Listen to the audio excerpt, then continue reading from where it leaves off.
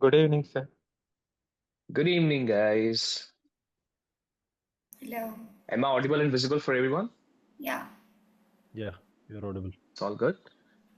Okay, perfect. Nawaz, can you hear me?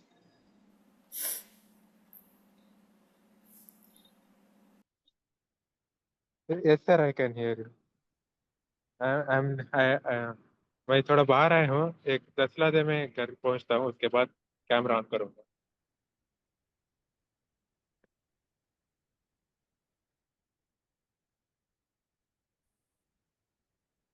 Hello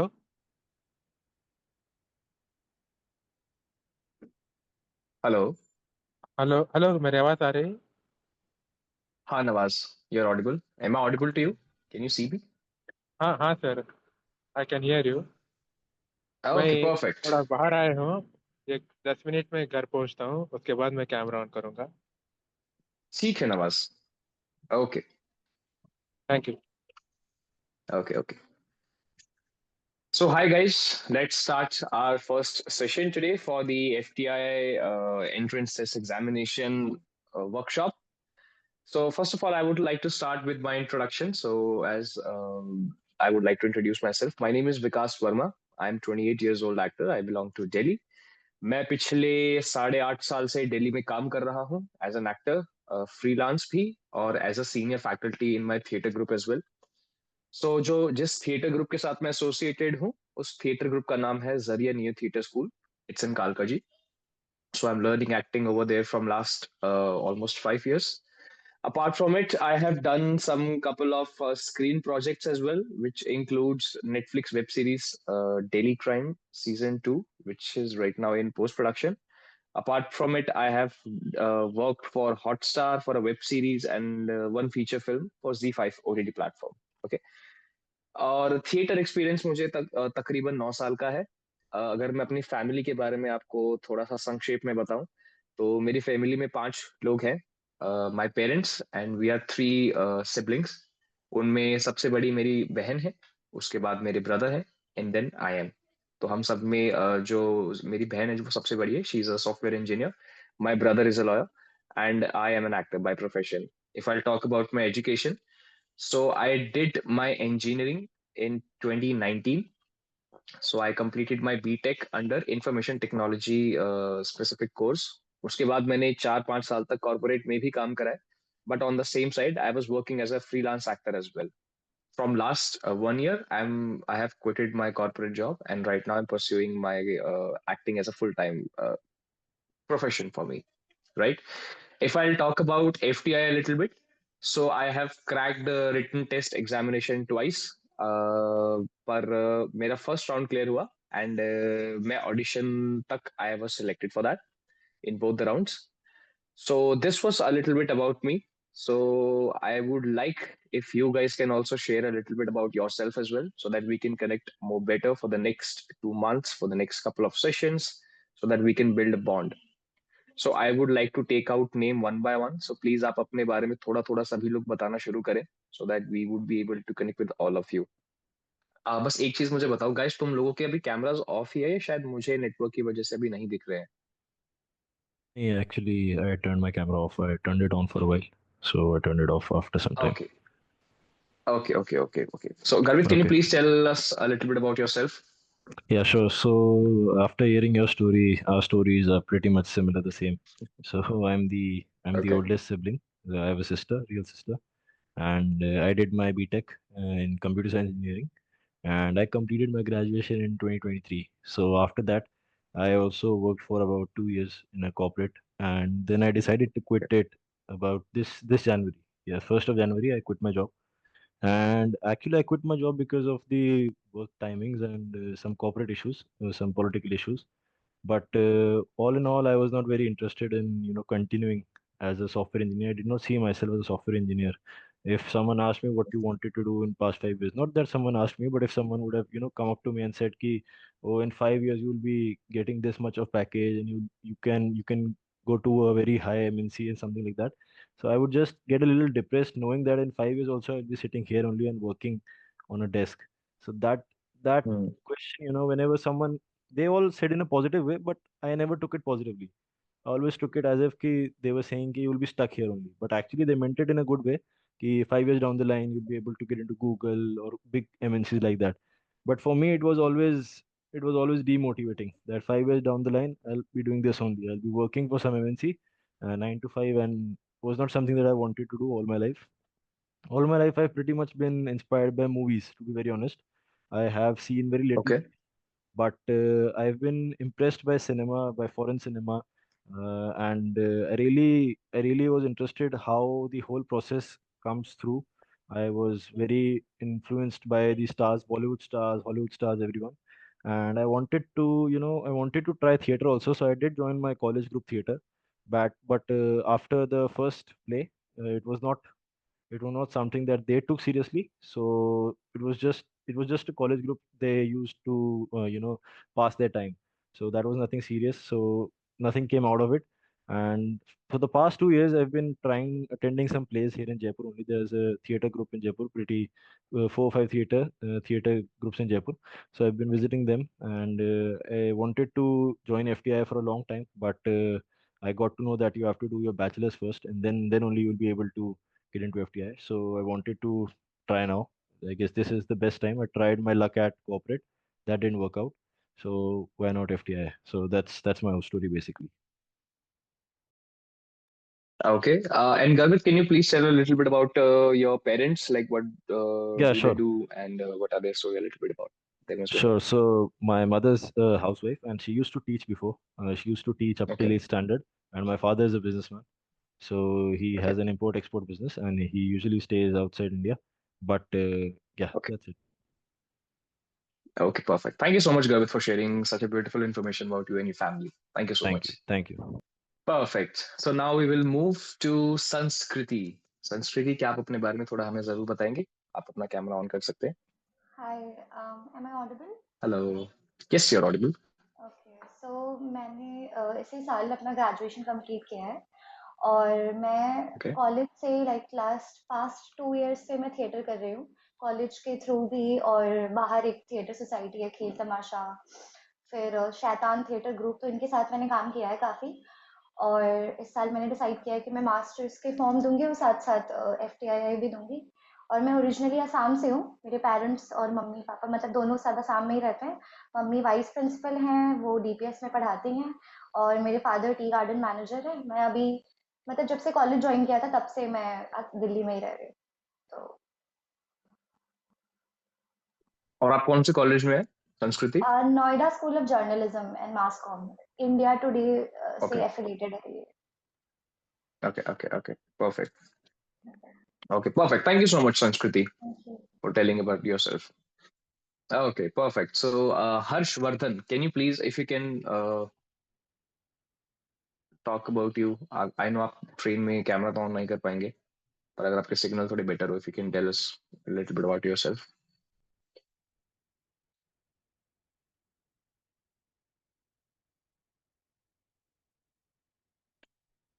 मेरी आवाज आ रही है हर्षवर्धन आपको?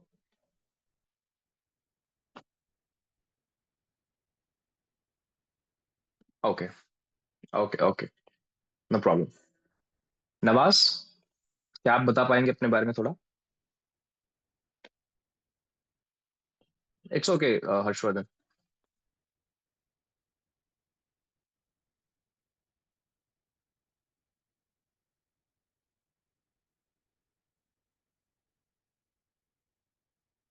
Am I audible to you, Nawaz?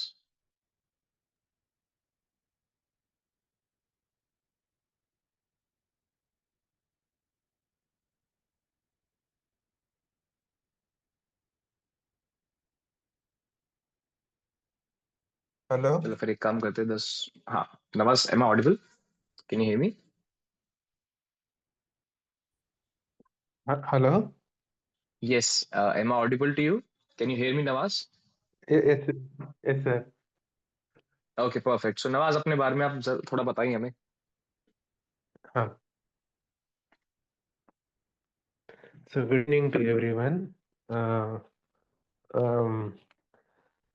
मैं actually I'm from South. Can I speak in English? Yeah, that's absolutely fine, Nawaz. Uh, okay, okay, okay. So I'm basically from Bangalore, and right now I'm working in Ramaya Hospital as a in billing and account section. I have completed my BCom in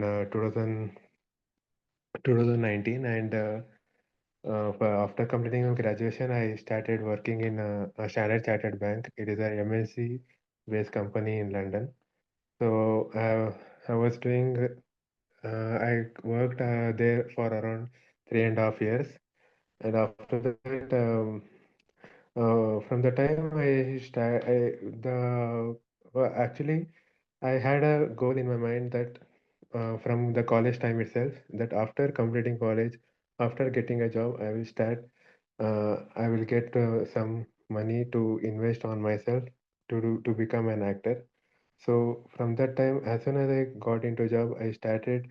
My goal was to become an actor to by using those money, but that that professional environment was very different, and it made me it kept me very busy that I couldn't give time to anything rather than the work. Monday to Friday working, Saturday resting, Sunday relaxing, again Monday to Friday work. This went on for 3.5 years. In between, I tried something, but again, I couldn't give 100%. And again, it went on for 3.5 years. After that, a point came where I was tired. I wanted just to stop and focus completely on my acting. I I had a few savings. Then I thought to use those savings to become an actor. So during my notice period, I was watching some videos like how to become an actor, what is the way. And during that time, I came across a interview of Jaideep Alwat, where he mentioned that he went to FTI and all. And here also, here South industry like Kannada is also a big industry, big name. I thought before I go there, why not to try here? But here, when I checked with the theater guys and all, after learning acting, also they were struggling to do acting. So that was the case near our houses. So so my mindset again came back to the FTI. So immediately after quitting my job, I took a train. I had no knowledge how to apply FTI, so I just read in some website that it is in Pune, and I quit and I took a train to Pune. I went. I thought it will be like a normal PG entrance type where we just need to go uh, pay some fees and get get a seat there, but it was not at all the case. So when I went, they stopped me at the gate only, and they asked me to go through the website, and a kind lady, I think they were all military people who were taking guard, who were uh, near the gate, like guards and all. So they gave me a call. They asked to speak with the staff. So the receptionist told you, we cannot allow you to come here. You have to clear the JET exam, then some interviews, then you have to come to FTI. So after going so long, I just got the genuine website where I can apply for JET. So I spent a day and I came back next day, and I started preparing, but I was not getting a proper source. So again, I was doing theater, and I was um, trying to find a work. Now, joining FTI is like I did not have enough savings also. So again, I started to search for work and uh, uh, do prepare for the exam and all. So finally, I got a job here, which is a current job I am doing. And then thereafter, last year I tried, but I did not pass. So this will be my second attempt. And Okay. this is all about myself. And coming about to my family, I am the second child, and I have a elder brother and a younger sister, and he's a He's in some company in the HR, and she's working. She's studying in final year. And my dad is a driver. My mom is a housewife. So this is all about me. Okay, perfect. Thank you so much, Nawaz, for telling us in such a beautiful way and in a very detailed way about you and your family. It was good. Thank you, Nawaz. Okay, perfect. So that was all about Thank you, our sir. basic introduction that we need to do with each other because हम अगले एक महीने 2 महीने एक दूसरे के साथ spend करने वाले हैं during this workshop. So it's very important for all of us to know about our backgrounds. कि हम कहाँ से आ रहे हैं, हम क्यों इस profession के अंदर है, right? And what's our goals basically. So it's very important because जिस specific stream के लिए भी हम apply कर रहे हैं FTI में, that is for acting. And for when it comes to acting, it's very important for you to know like why do you want to be here and why do you want to go somewhere else, right? So now we will move to our next section. So basically I would like to tell you आज के पूरे session का हमारा agenda, आज के पूरे session का जो हमारा एजेंडा है that is for the orientation, right? कल से we will jump on to the syllabus and we will try to cover our academic portion. आज का session we will be trying to create the intention for the workshop and get a better clarity about the FTI, right? So that would be our and giving you the syllabus as well. So that would be our first priority today, so that we can see what are we expecting from us in the next 2 months and जितने भी हम workshop करते हैं. ठीक है guys, तो हम आगे बढ़ते हैं और मेरा आप सभी से एक सबसे पहले ये सवाल है कि एफटीआई क्या है. पहले आप सभी लोग मुझे बताएं कि what do you guys no about FTI. क्या है, मतलब किस चिड़िया का नाम है एफटीआई. ठीक है, so I will start with संस्कृति first. It's an institute of where like okay. people learn about acting, cinematography, editing, documentary filmmaking, and all kind of stuff. So basically, all about how films are made and different perspectives, past perspective of film. Like film में क्या क्या चीजें और जरूरत होती हैं, film बनती कैसे है, actors चाहिए होते हैं, and ये सारी चीजें. That's an institute. ओके, और ये कब शुरू हुआ था, ये मुझे याद एनी नहीं, आइडिया? मैंने पढ़ा था. प्रभात समथिंग, ओके, सॉरी यार मुझे बिल्कुल याद नहीं है. it's absolutely fine. Okay, so basically why I'm asking this question is to you because it's very important to know me as your teacher, that what do you guys know actually about that institute for which you're actually planning, right? क्योंकि किसी भी चीज के लिए जब हम plan out करते हैं तो उस चीज के बारे में भी हमें अच्छे से पता होना जरूरी है, राइट? हर इंसान को सारी चीजें पता नहीं हो सकती, पर जितनी भी इंफॉर्मेशन आपको या फिर हमें पता होती है वो क्लैरिटी से पता है या नहीं, that is very much important for all of us to know, right? Okay, so I will ask Garvit. Garvit, what do you know about FTI? जितना भी इंफॉर्मेशन पता है just bombard it. Okay, so as far as I know, that FTI was is an institute established over a studio. So it was basically a studio before, and there were movies being made over there. And it's a government-funded institute, so it's not a private institute. Mm.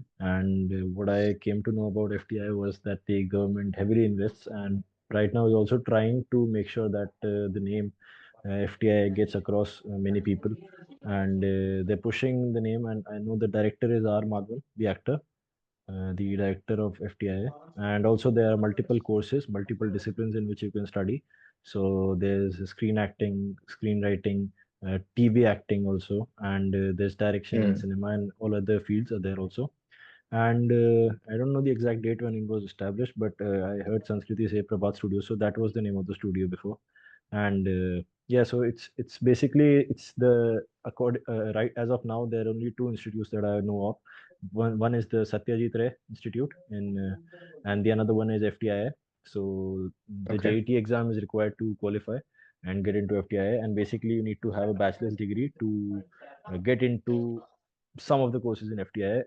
Other courses, there are short courses also right now. They're promoting some online short courses as well.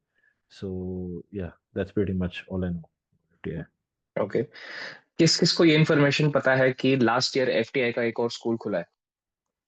Yeah, Arunachal Maybe if you Pradesh guess. में. Yes, FTII AP FTI Itanagar AP, by, yeah. right? So now there are 3 schools. for learning filmmaking, but in all these three, only two have the acting stream. Satyajit Ray film institute of India के अंदर acting को छोड़ के बाकी सब है, बस वहां पर वो नहीं है, right? So now you guys have more options as well when it comes to FTI wala he specific, niche, right? Okay, perfect. Nawaz, आपको क्या पता है FTI के बारे में?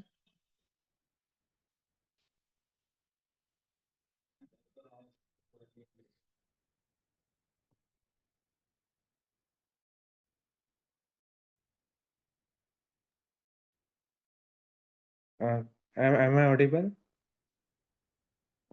आप म्यूट पर हो. नहीं, अब Yes, am you're I audible. audible? Okay. Yes, So yes, you're audible. I can hear you. Yeah. honestly, FTI, I thought it is a college where it where it teaches acting and all. Then when I visited there, a girl and her mother came. They told we have a audition and my daughter is selected. So it is a place where shooting happens and teaching happens and many kind of things related to entertainment.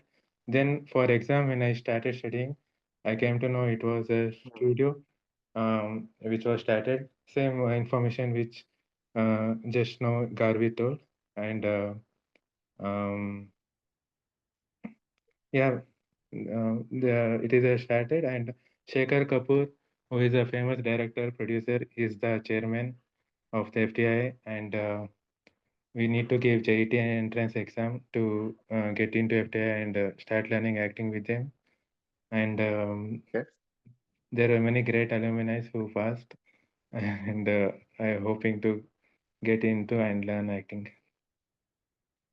Give me some examples of the alumni. Jaya Bachchan, Rajkumar Rao, Mithun Da, and the villain in Robot, and Vidhu Vinod Chopra. That My is Ben favorite, Denzongpa, again Chopra. villain. Yeah, and my favorite Vidhu Vinod Chopra and Naziruddin Shah, Amrish Puri. They both were actually best friends, and Naziruddin Shah got a girlfriend there, and he married for life. And Shamiba Banu, I am not able to remember her name properly. Jaya Bachchan and few singers also were there, writers, director. Okay. Okay, perfect. Thank you so much, Nawaz. Thank you so much. Okay. So guys, there are certain things which I would like to tell you about this workshop कि हम जब तक ये हमारी workshop चलेगी तो किन किन स्पेसिफिक चीजों का हमें ध्यान रखना है और किस मॉड्यूल के हिसाब से और किस आइडियोलॉजी के बेस पे ये हम वर्कशॉप पूरी कंडक्ट करने वाले हैं अपने आगे वाले सेशंस के अंदर, राइट? सबसे पहली चीज जिस चीज का आप लोगों को ध्यान रखना है, दैट इज आज से ही आप सभी लोग, because it's a very quick workshop, right? So we need to take care of कि इस पूरी वर्कशॉप के लिए या फिर जब तक आप FTI का एग्जाम देते हो, आपके पास अपना एक स्पेसिफिक रजिस्टर होगा, लाइक दैट, ठीक है? दिस रजिस्टर आपका स्पेसिफिकली सिर्फ FTI के ही वर्कशॉप के लिए और इसी के रिसर्च वर्क के लिए जितना भी मैं काम तुम्हें दिया करूंगा उसके लिए होगा, ठीक है? इसको सिर्फ सेपरेटली इसी काम के लिए रखना। बाकी जो भी तुम रिसर्च करते हो वो किसी रैंडम कॉपी में मत करना, फिर किसी रैंडम रजिस्टर में मत करना।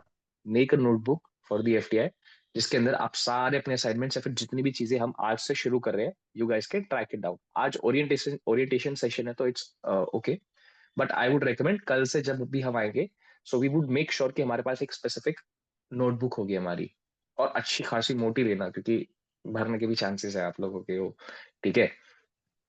ये तो थी फर्स्ट चीज।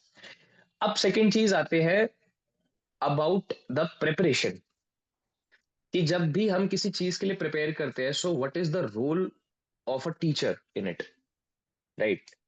When it comes to FTI, I would be providing you all the necessary stuff and all the necessary guideline towards you have to research. That is the job which I have to do at my end. Now, what's your job at your end? Your job is to be attentive and make sure to attend all the sessions. Why I am saying it? Because एक एक sessions आप लोगों के लिए बहुत important होगा. एक एक सेशंस के अंदर हम एक स्पेसिफिक टॉपिक कवर करेंगे, और अगर उस टॉपिक के अंदर if you guys would be not able to pay that much attention तो बहुत सारा लॉस हो सकता है, right? So it's very important for all of you to be very attentive throughout the workshop, right? अब इसके बाद आते हैं हम कुछ चीजों पर. तो सबसे पहले आपका एक असाइनमेंट है जो आपको कल तक कर कर लाना है, ठीक है? कल के क्लास से पहले पहले थ्रू आउट द वर्कशॉप मैं आप लोगों को कुछ असाइनमेंट्स भी दिया करूंगा which would be based on weekly basis. हर हफ्ते जैसे हमारे 2 सेशन होते हैं, दोनों सेशन के बाद मैं आपको कुछ असाइनमेंट दिया करूंगा जो आपको कंप्लीट करने होंगे, और आपको नेक्स्ट सेशन तक वो आकर बताना पड़ेगा कि आपने कितना करा.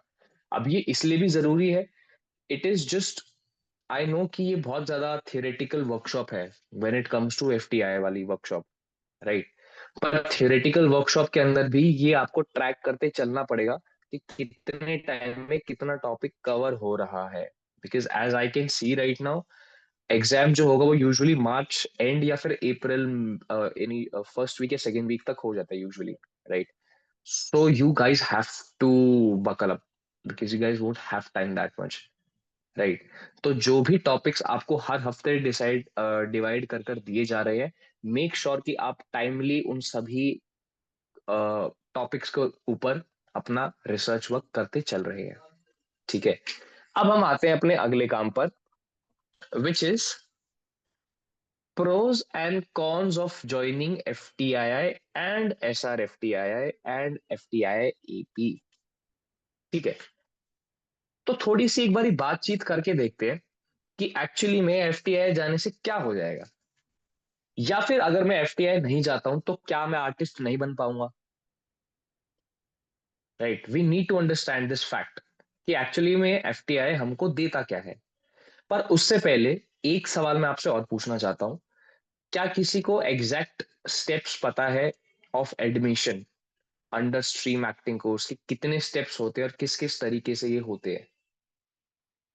जैसे for example right now we are sitting for the written examination portion preparation. Right. किसी को पूरा Mm, प्रोसेस पता है, like how it happened, how many seats are there? there are around 10 seats, if I'm not wrong, 10, 11 seats. Okay. And the process, as far as I read, that it has changed a bit. So earlier they used to be MCQ as well as written subjective questions. But right now, I guess there's only MCQ question in the paper. I'm not sure, but that is what I read a few months back. Okay. And also, I was not sure about the interview process, but I came to know that there's an interview process also from you only. So I was not aware of that. But the whole process, I'm not very sure. Okay, किसी को idea है, any one of you, like how it happens? जितना I know कि मतलब AP का exam pattern बहुत अलग था. उनका सिर्फ सिर्फ एमसीक्यू क्वेश्चंस थे. आई थिंक शायद 100 क्वेश्चंस थे, पता नहीं, सिर्फ एमसीक्यू क्वेश्चंस थे. और उसके बाद उनका ऑडिशन हुआ था एसआरएफटीआई में, और यही ऑनलाइन एक जूम से I guess interview, online interview हुआ था. उसके बाद उनके रिजल्ट आ गया था. एफटीआई पुणे का एमसीक्यू भी था. एमसी मतलब रिटर्न में सब्जेक्टिव और ऑब्जेक्टिव दोनों थे. ऑब्जेक्टिव का मार्क्स ज्यादा था और माइनस मार्किंग भी थी, सब्जेक्टिव का थोड़ा कम था. और उसके बाद से मतलब रिटर्न एग्जाम हो गया, उसके बाद से ऑडिशन, ओरिएंटेशन, फिर वर्कशॉप, जितना I know, and then selection. Yes, Sanskriti said it. So basically, it's a 3-step process for the FTI, right? क्योंकि SRFTI को भी हम एक्सक्लूड करके चल रहे हैं क्योंकि वो उससे अपने को लेना देना है नहीं, राइट? क्योंकि उसमें एक्टिंग होती नहीं है. So when it comes to FTI is a 3-step process. First step में you have to clear the written examination. Written examination के अंदर आपके 2 पोर्शन होते हैं, एक होता है आपका ऑब्जेक्टिव, एक होता है आपका सब्जेक्टिव. ऑब्जेक्टिव का कुछ सर्टेन वेटेज होता है, सब्जेक्टिव का कुछ सर्टेन वेटेज होता है. काफी बार वो ऑब्जेक्टिव का जो वेटेज होता है वो 40 कर देते हैं और सब्जेक्टिव का 60 कर देते हैं, काफी बार वो 50-50 कर देते हैं। सो इट डिपेंड्स, हर साल या फिर हर 2 साल में वो कुछ ना कुछ चेंजेस करते रहते हैं इनकी वेटेज के अंदर, राइट। आज से 2 साल पहले, 3 साल पहले जब ऑब्जेक्टिव हुआ करता था, 3-4 साल पहले, तो ऑब्जेक्टिव के अंदर सिर्फ एक सेक्शन होता था स्पेसिफिकली, जिसको हम कहते थे MCQ, मल्टीपल चॉइस क्वेश्चन, जिसके अंदर 4 ऑप्शन होते थे और एक सही आंसर होता था, और उसके अंदर नेगेटिव मार्किंग भी होती थी, ठीक है, 0.25 की। ये पहले इस तरीके से MCQ कंडक्ट होता था। लेकिन पिछले 2-3 सालों से अब MC ऑब्जेक्टिव का भी पैटर्न चेंज हो गया है। अब ऑब्जेक्टिव के अंदर 2 सेक्शन आ गए हैं। एक सेक्शन है MCQ का और एक सेक्शन है MSQ का। MCQ के अंदर आपके 20 क्वेश्चन होते हैं, जिसमें से आपका एक ऑप्शन ठीक होता है। फिर 15 क्वेश्चन होते हैं आपके MSQ के, जिसके अंदर एक या फिर एक से ज्यादा मल्टीपल आंसर्स भी ठीक हो सकते हैं। Okay, so this comprises of around 35 questions in the objective. और फिर जब सब्जेक्टिव में आते हैं तो उसके अंदर आपके 1 2 3 आपको 5 क्वेश्चंस मिलते हैं। एक क्वेश्चन जो होता है वो होता है आपका 20 नंबर का, जो 4 पेजेस में आपको कंप्लीट करना होता है।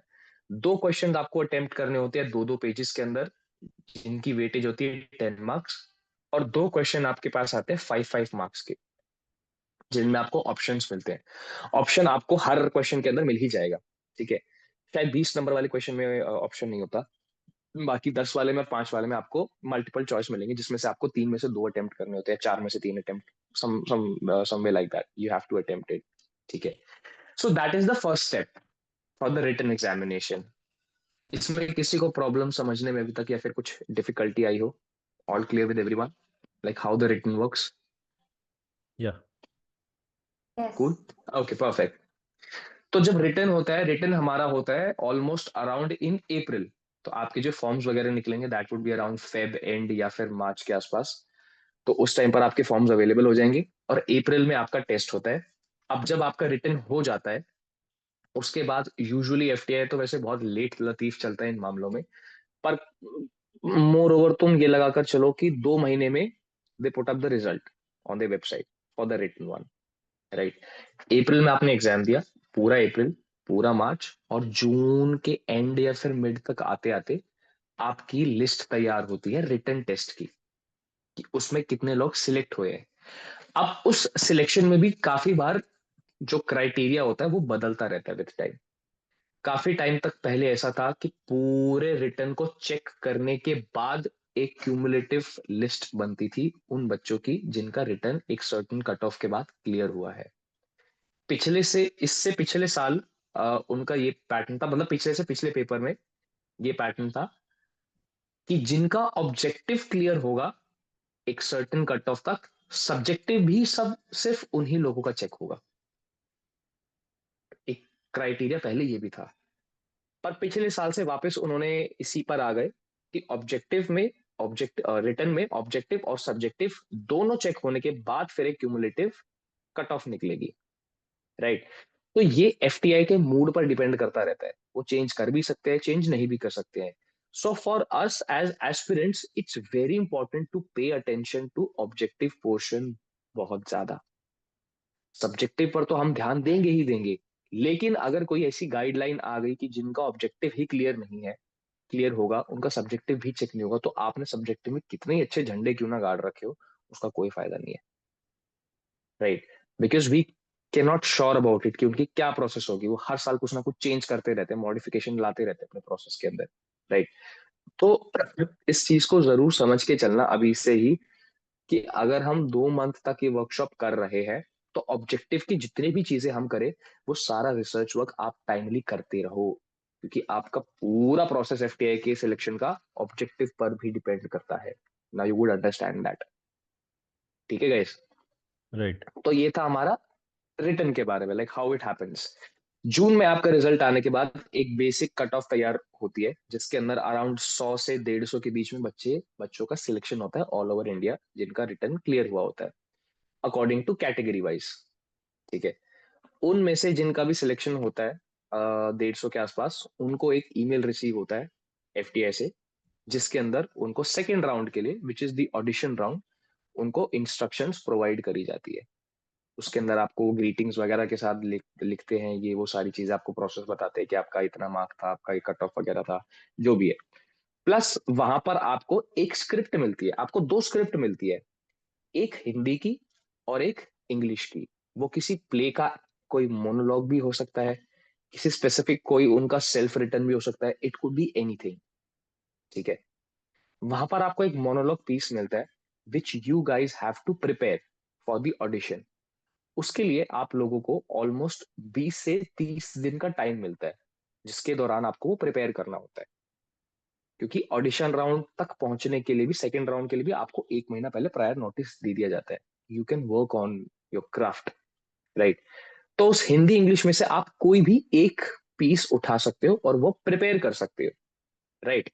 साइड बाय साइड उसमें और भी इंफॉर्मेशन लिखी होती है। उसमें ये लिखा होता है ऑडिशन राउंड में आपको 2 पीस परफॉर्म करने होते हैं। एक पीस वो जो उन्होंने आपको प्रोवाइड कराया है, हिंदी इंग्लिश में का कोई भी उनमें से एक चूज करके। एक पीस आप अपनी मर्जी से कुछ भी उठा सकते हो which you guys have to perform. या फिर आपने कभी पहले परफॉर्म किया, आपका खुद का सेल्फ रिटन पीस हो, या फिर आपने कोई प्ले करा हो, उसके अंदर आपका कोई स्पेसिफिक पीस हो जो आप जिसको आप अच्छे से कर सकते हो, तो वहां पर आपको एक पीस रेडी करना होता है। ये जो पीस होते हैं इनकी ड्यूरेशन होती है almost around 5 to 7 minutes, some time it can go up to 10 minutes as well. Usually 5 से 7 मिनट तक का ये पीस होता है आपका। ठीक है, 2 आपको पीस परफॉर्म करने होते हैं और एक सेक्शन होता है for your extra curricular activities, जहां पर आपके पास जो भी आपकी स्किल्स हैं other than acting, you can showcase over there. वो कुछ भी हो सकती है, वो सिंगिंग हो सकती है, अगर आप राइटर हैं तो आपने कुछ लिखा है तो आप वो बता सकते हैं, इफ इट इज डांस तो आप वो दिखा सकते हैं, अगर आप मार्शल आर्ट में अच्छे हैं तो आप वो दिखा सकते हैं, एनीथिंग।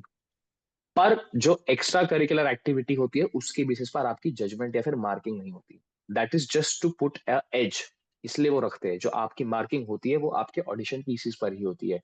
बेस्ट प्रैक्टिसेस ये बोली जाती है when you go to audition round, एक पीस आप हिंदी का उठाए, एक पीस आप इंग्लिश का उठाए।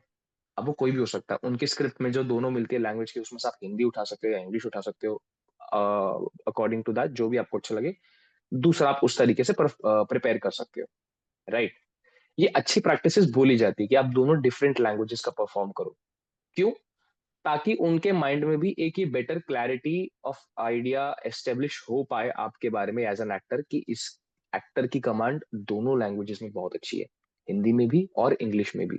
मोस्टली आप वहां पर जिन भी लोगों के साथ कोलैबोरेट करोगे तो वहां पर आपको शॉर्ट फिल्म्स में या डिप्लोमा फिल्म्स में या फिर आपकी इंडस्ट्री में भी काम करने के लिए मेजरली इन्हीं 2 लैंग्वेज का सबसे ज्यादा इस्तेमाल करना होगा, हिंदी का और इंग्लिश का।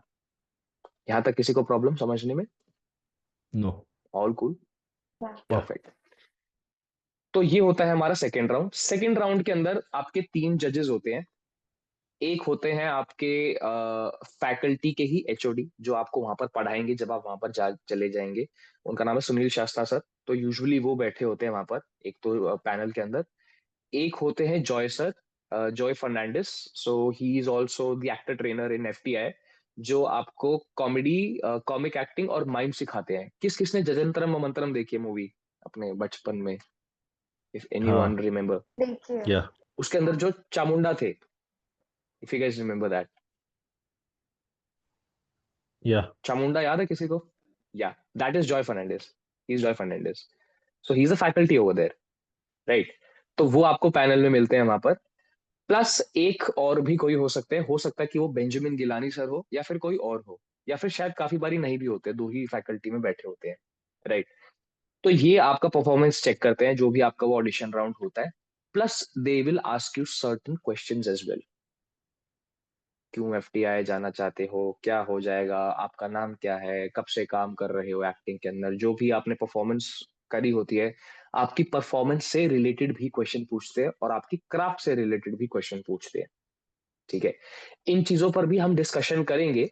I will give you clarity about it कि वो किन टाइप के लोगों को एक्चुअली में सीख कर रहे हैं एफटीआई वाले। We will talk about it, but that's how they usually start a conversation with you. इस चीज का हमेशा आप लोग ध्यान रखना, वो आपसे सिर्फ वही सवाल करेंगे जो आंसर आपके मुंह से पिछले क्वेश्चंस के निकल रहे हैं। वो आपसे कुछ भी रैंडम नहीं पूछेंगे, वो आपसे अगला क्वेश्चन सिर्फ उसी के बेसिस पे पूछेंगे जो आंसर आप उनको प्रोवाइड कर रहे हो। फॉर एग्जाम्पल, अगर आप ये बोलते हो कि if they will ask you कि आपकी फेवरेट मूवी कौन सी है, और आप बोल देते हो कि भाई मेरी फेवरेट मूवी तो रांझना, लेट्स सपोज, ठीक है, तो आपसे वो यही पूछेंगे उसी आंसर के बेसिस पे कि रांझना आपको अच्छी क्यों लगी, then you will say X Y Z answer. फिर उसी आंसर के बेसिस पे आपसे अगला क्वेश्चन पूछेंगे। बेसिकली आपको जितना भी अपने क्राफ्ट के बारे में या फिर आपको अपने बारे में या आर्ट के बारे में पता है, उसी से रिगार्डिंग ही आपसे क्वेश्चंस आगे वो पूछे जाएंगे। So it is very important for you guys to understand the importance of throw of your thought, कि आप सामने वाले से किस तरीके से कनेक्ट कर रहे हो, आप क्या शब्द बोल रहे हो, किन शब्दों का इस्तेमाल कर रहे हो। ये सबको क्लियर हुआ? Yeah. परफेक्ट। तो ये आपका होता है audition round. Audition round usually आपका 25 मिनट के आसपास तक चलता है यूजुअली, पर कुछ एक्सेप्शंस भी आ जाते हैं। जैसे आई रिमेम्बर मेरे टाइम पर मेरा 55 मिनट्स तक चल गया था, बट बाकियों का जितना चला था it was around 20 to 25 minutes. So it depends upon audition to audition, right. Audition round के बाद फिर वो गैप लेते हैं 1 सवा महीने का, जिसके अंदर वो वापस से जितने भी 150 बच्चे होते हैं उनमें से सैंक्शन करते हैं कुछ 40-50 के आसपास, 50-60 भी हो जाते हैं काफी बार ये, जो जाते हैं उनके फाइनल राउंड की तरफ, which is orientation and interview. ये जो प्रोसेस होती है ये यूजुअली 3 से 5 दिन की होती है, ठीक है, जिसके अंदर आज 2-3 साल पहले तक वो एक्चुअली जितने भी 40-50 लोग सिलेक्ट हुए होते हैं उनको वो कैंपस में बुलाते हैं, और वहां बुलाकर उनसे सर्टेन एक्टिविटीज होती है रिगार्डिंग द नेक्स्ट 3 डेज, जहां पर वो आपकी अंडरस्टैंडिंग, आपके साइकोलॉजी और आपकी बॉडी मूवमेंट्स, एवरीथिंग, हर लेवल पर आपको ऑब्जर्व करते हैं और आपको चेक करते हैं। उसके अंदर 3 से 5 दिन तक आपको कुछ बहुत सारी ग्रुप एक्टिविटीज भी दी जाती है, एक्टिंग से रिलेटेड भी दी जाती है, इम्प्रोवाइजेशन करने को भी दी जाती है, राइट। और उसके बाद जब फाइनल डे आता है ओरिएंटेशन वाला और इंटरव्यू वाला, उस दिन आपका इंटरव्यू होता है पैनल के सामने, जहां पर 4-5 लोग बैठे होते हैं, और उनमें से जो एक बंदा होता है वो साइकोलॉजिस्ट भी होता है, जो ये भी आपकी बॉडी लैंग्वेज चेक करता रहता है कि इज ही फीलिंग कॉन्फिडेंट और नॉट, और इज ही लाइंग, और इज ही और शी सेइंग ट्रूथ और not. So basically they check your body language as well. तो आप वहां झूठ नहीं बोल सकते। तो इसको दिमाग से अपने निकाल देना कि if I would brag about myself, और if I would say something else about myself to just impress them, it will work, it won't work, it won't work. You have to be very honest. चाहे आपको वो जो आपसे सवाल पूछ रहे हैं वो आपको पता है तो आप हाँ बोलिए, आपको नहीं पता तो मत बोलिए आंसर में कुछ भी, बी साइलेंट, ठीक है। You have to be silent for that. तो उसके बेसिस पे, और जो आपका सब्जेक्टिव रिटन एग्जामिनेशन होता है वो कॉपी आपकी दोबारा निकाली जाती है, और ड्यूरिंग दैट इंटरव्यू आपसे वो सारे क्वेश्चंस दोबारा क्रॉस चेक होते हैं कि आपने इस सवाल का ये आंसर क्यों लिखा, इस आंसर के अंदर ये स्टेटमेंट क्यों लिखी। बेसिकली वो ऑपरेशन करते हैं आपके आंसर शीट का बैठकर। At that time they will try to know you as an actor, कि आप एज एन एक्टर कितने अवेयर हो, या फिर आपको कितना पता है क्राफ्ट के बारे में और about the process of FTI. Cool. Yeah. और उसके बेसिस के बाद फिर आपकी एक फाइनल मेरिट लिस्ट निकलती है, जिसके अंदर 10 लोग होते हैं। 10 लोग में से भी जो 5 सीट होती है वो होती है रिजर्व्ड फॉर कैटेगरीज, 5 सीट होती है जनरल के लिए, ठीक है, और 1 सीट होती है हमारी for PWD category. Okay. Right. So that's how the whole process works for the FTI. आप सबको थोड़ी सी बेटर अंडरस्टैंडिंग मिली about the process of it, like how it happens. Yes. Right. Yes. Sir can you repeat okay, the seats? General के लिए can I कितना repeat होता है? For what Nawaz?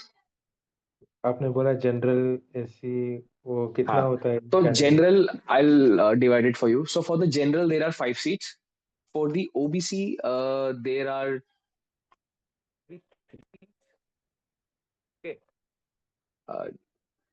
for the SC one and for the ST also one, something like that। बाकी आप एक बार उस पर चेक भी कर सकते हो, यूजुअली इसी तरीके से डिवाइड होती हैं वो फॉर द कैटेगरीज, ओके, ठीक है। ठीक है। यस। और उन्हीं के हिसाब से फिर आपके रिटर्न की कट ऑफ भी वेरी करती रहती है। हाँ, कट ऑफ के बारे में बात कर लेते हैं एक बार रिटर्न की। सो यूजुअली जो रिटर्न की कट ऑफ जाती है, अगर एग्जाम बहुत ज्यादा टफ आया हुआ है तो it might can very around 55 to 60, right. लेकिन अगर पेपर ओके ओके है तो यूजुअली कट ऑफ जो होती है वो 64 या फिर 63 के आसपास निकलती है। तो इस चीज का आप लोगों को ध्यान रखना है कि मिनिमम 65 अबव आप रहो, मिनिमम कट ऑफ के ऊपर ही रहो। And it's hard, trust me, it's very hard, it requires a lot of preparation for that. तो आपको कब ये सारी बातें मैं आप लोगों को अभी स्पष्टता से इसलिए बता रहा हूं ताकि आपके माइंड में कोई रैंडम लॉजिक ना रहे कि अरे हो जाएगा यार, देख लूंगा, कर लूंगा। नहीं होगा। अगर प्रैक्टिस नहीं करोगे और स्टडी नहीं करोगे तो नहीं होगा। नाउ इट कम्स टू कैसे स्टडी करो। बहुत सारे लोग बोलते हैं, आपने बहुत सारे लोगों को देखा भी होगा, वो ये बोलते हैं कि एफटीआई के पेपर को क्रैक करने के लिए तैयारी की जरूरत है। You should have a specific workshop और स्पेसिफिक स्ट्रक्चर फॉर दैट। काफी सारे लोग आपको ऐसे भी मिलेंगे एल्यूमिनाइज के अंदर जो ये भी बोलते होंगे कि यार हमने तो, मुझे नहीं लगता कि एफटीआई को क्रैक करने के लिए आपको उसकी जरूरत है, टीचिंग की जरूरत है या फिर किसी स्पेसिफिक वर्कशॉप की जरूरत है। They both are right in their own way, because for them जिस भी तरीके से उन्होंने वो पेपर क्रैक करा है वो तरीका उनके लिए काम किया है।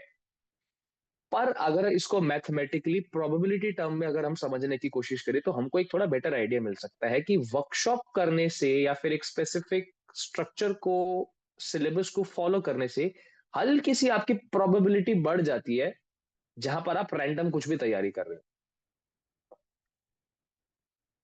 10 में से एक या दो लोग ऐसे होंगे जो रैंडम किसी मेथड को लगाकर शायद पेपर क्रैक कर ले। पर 10 में से अगर 4 लोग वर्कशॉप, या 6 लोग, 8 लोग वर्कशॉप अटेंड करके उस चीज को अटेम्प्ट कर रहे हैं, उनकी ज्यादा प्रोबेबिलिटी है to crack the exam. I am not saying कि they will definitely crack the exam, पर प्रोबेबिलिटी हल्की सी बढ़ जाती है मैथमेटिकली अगर चेक करा जाए तो। Agree with that? Yeah. Yes. So that's how the whole process work. तो मैं as a teacher throughout the workshop आप लोगों को मटेरियल दे सकता हूं पढ़ने का, पर मैं पढ़ा नहीं सकता। इस चीज को समझ के रखना।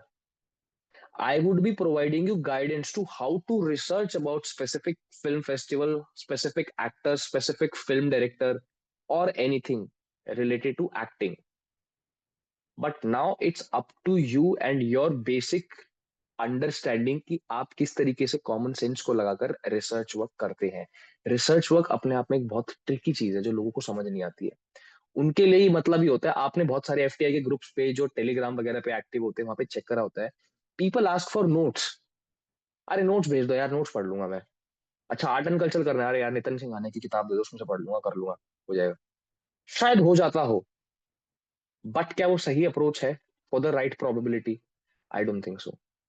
रिसर्च वर्क अपने आप में ही एक कला है जो आप धीरे धीरे करते रहते हो तो आपको धीरे धीरे समझ में आती रहती है। Okay, if I read one question in the previous year question paper और उसके बाद मैंने कुछ यहाँ से इंफॉर्मेशन पढ़ी, तो इस क्वेश्चन से मैं और कितने रैंडम क्वेश्चन बना सकता हूँ। फॉर एग्जाम्पल, अगर सुभाष घई की पहली film as a producer Kalicharan थी, तो ऐसे बहुत सारे डायरेक्टर होंगे जिनकी पहली प्रोड्यूसर फिल्म भी पूछी जा सकती है। For example Prakash Mehra, Ramesh Sippy, Yashraj Chopra, right, Raj Kapoor, Guru Dutt. Direct तो इन्होंने करी लेकिन प्रोड्यूस भी तो करी होगी कोई ना कोई पहली फिल्म। तो एक क्वेश्चन से आपके रिसर्च वर्क के 15 क्वेश्चन और खुल जाते हैं। क्या वो इन्फॉर्मेशन आपको बुक में मिल जाएगी या नोट्स में मिल जाएगी? नहीं मिलेगी। तो research work is also an art in itself. So it's very important for all of you guys as well to understand how to research और किस तरीके से रिसर्च करना है। वो I would be providing you the guidance for that. Understood? All clear? Yes. Yes. Perfect. तो अब हम बढ़ते हैं अपने अगले टास्क की तरफ। It's a very important task. इसको इस तरीके से समझो, आप सभी लोग, जैसा आप सभी ने अपने बारे में थोड़ा बताया, so you all guys are very fresher right now, I would say, in acting, right. Right. अभी एज सच कुछ 4-5 साल लंबा आप लोगों को भी एक्सपीरियंस नहीं है। इस चीज का ध्यान रखो कि एफटीआई वाले लोगों को ना, ऐसे बहुत सारे बच्चों को ये परेशानी होती है टू अंडरस्टैंड कि शायद यार मैं तो बिल्कुल नया हूँ, मुझे तो एक्टिंग में कुछ भी नहीं पता, मेरा मेरा कैसे सिलेक्शन होगा यार। इतने खेले खाए एक्टर बैठे हैं, इतने टाइम से थिएटर कर रहे हैं, ये दे डिजर्व, ये क्रैक कर लेंगे एफटीआई। हो सकता है वो कर ले, लेकिन एफटीआई को वो लोग चाहिए होते हैं जो बिल्कुल फ्रेश होते हैं। इस साइकोलॉजी को समझो। फॉर एग्जाम्पल, अगर मैं एफटीआई में जाता हूँ, मेरे पास 9 साल का एक्टिंग एक्सपीरियंस है according to my own ways, जहां पर भी मैंने ट्रेनिंग करी है, राइट। अब मैं अगर ऐसे इंस्टीट्यूट में जाता हूं जहां पर वो बिल्कुल नए तरीके से चीजों को सिखाने की कोशिश कर रहे हैं, तो सबसे पहले मेरे में कुछ एक्स्ट्रा ऐड करने के बजाय उनको सबसे पहले मेरे अंदर की सारी चीजें अनलर्न करानी पड़ेगी, जो कि मेरे लिए बहुत डिफिकल्ट जॉब है और बहुत लंबा प्रोसेस है to unlearn everything and then start to learn from the fresh basics which they are trying to teach me. तो इसलिए वो कोशिश करते हैं ऐसे सिलेक्शन करना बच्चों के who are a little bit fresher but they are clear about it. और ये सेम चीज आपके रिटर्न में भी दिखनी चाहिए। जब आप सब्जेक्टिव पोर्शन के आंसर्स लिखते हो तो आपको वहां पर इंटेलेक्चुअली साउंड नहीं करना है, आपको वहां पर क्लियर साउंड करना है थ्रू योर आंसर्स। इस तरीके से आंसर लिखने की अगर वो बात एक 5 साल के बच्चे को भी समझाई जाए तो बहुत क्लियरली उसको समझ में आ जाए कि क्या बोलने की कोशिश कर रहे हैं। बहुत सारे लोगों से आपने पूछा होगा कि अगर आप उनसे नॉर्मल सवाल पूछ लो what is acting, they will get complex in their mind कि ये होता है और वो होता है, कैरेक्टर के अंडरस्टैंडिंग से उसको उजागर करना होता है, फिर आपकी psyche.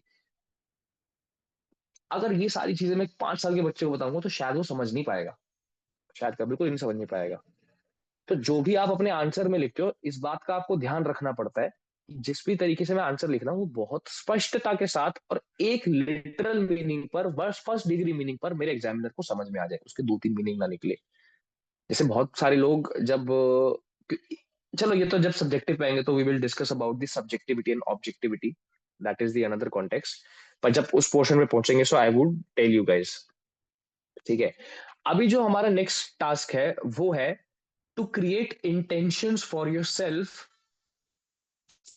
Through out for this workshop, ठीक है। हम लाइफ में जो भी काम करते हैं, हर काम को करने के पीछे कोई ना कोई हमारी इंटेंशन हमेशा होती है। अब ये डिपेंड करता है कि क्या हम उस इंटेंशन को लेके या फिर उस वांट के बारे में अवगत है, कॉन्शियस है या नहीं है। Do we know it consciously और नॉट। फॉर एग्जाम्पल, अगर आप अभी इस सेशन में मेरे साथ बैठे हैं और इस सेशन अटेंड कर रहे हैं तो इसके पीछे भी आपकी कोई ना कोई एक अंडरलाइंड इंटेंशन जरूर चल रही है। मैं आप लोगों को अगर अभी पढ़ा रहा हूं तो मेरी भी एक अंडरलाइंड इमोशन, अंडरलाइंड इंटेंशन चल रही है। तो जब तक हमको अपनी इंटेंशन नहीं पता होती किसी काम को करने की, तब तक हम उस काम को सिर्फ मूड के बेसिस पर करते हैं। आज मूड है तो मैं रिसर्च करूंगा, आज मूड नहीं है तो मैं नहीं करूंगा। आपकी कमिटमेंट का आपके मूड से कोई लेने देना नहीं है। These two are separate things. It's very important for all of you to understand this and to be very clear about it कि आप इस वर्कशॉप में अगर आए हैं तो आप किस इंटेंशन के साथ आए हैं। बहुत सारे लोगों की इंटेंशन हो सकती है कि शायद I want to crack the examination because I want to touch my 100% potential, right. I want to challenge myself to do something very well, I want to push myself to learn something new. तो जो भी आपकी intention है it's very important for all of you to discover it. तो अभी हम एक activity करेंगे, ठीक है। इस पूरी वर्कशॉप के अंदर ना मैं आप लोगों को कुछ कुछ टास्क देता रहूंगा जिसके अंदर मैं आपको टाइम भी दूंगा to go and do research. आधे घंटे का ब्रेक दे दिए, ब्रेक नहीं कहूंगा, आधे घंटे का असाइनमेंट दे दिए जो आपको करना पड़ेगा, फिर you have to join it back. So this workshop would work like that, right. तो अभी बज रहे हैं 7:57, I am giving you 10 minutes, ठीक है। सब यहीं रहेंगे सेशन पर ही, लीव करने की जरूरत नहीं। अगर लीव करना है तो भी कर लो, बाकी दोबारा ज्वाइन कर लेना, ठीक है। पर आई वुड सजेस्ट कि अभी यहीं रहो बिकॉज रिकॉर्डिंग चल रही है। सभी यहीं रहेंगे, 10 मिनट का टाइम लेंगे और सब लोग अपनी इंटेंशंस लिखेंगे इस वर्कशॉप की, ठीक है। कि जब भी आप मूड वाले फील में जा रहे हो या फिर आपका काम करने का मन नहीं करे या फिर आपको लगे कि आज क्लास छोड़ देता हूँ बाद में देख लूंगा, आपकी इंटेंशन आपको पुश कर सके। क्योंकि जो भी काम पैशन से होती है, जो भी काम पैशन से होता है वो ट्रू होता है, वो 100% इंटेंशन के साथ होता है। तो सबसे पहले आपका पैशन जनरेट करना बहुत जरूरी है, ठीक है। Take 10 minutes. It's 7:58. We will connect back at 8:10 and we will discuss our intentions for this whole workshop. Cool? Okay. Yes. Okay, perfect guys. So let's connect at 8:10. मैं भी म्यूट पर हूँ यहीं पे हूँ सेशन के अंदर और फिर हम करते हैं discuss. Okay guys, see you. Hello, guys. Am I audible? Yeah. Yes, yes. Okay, perfect. तो सभी ने intentions लिखी. Please, guys, इस चीज का ध्यान रखेंगे.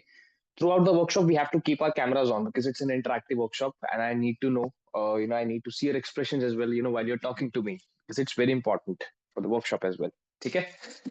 चलो तो ये संस्कृति से ही start करते हैं. So संस्कृति, what are your intentions for this workshop? Okay, so like FTI jet crack करना ये तो एक गोल या इंटेंशन है.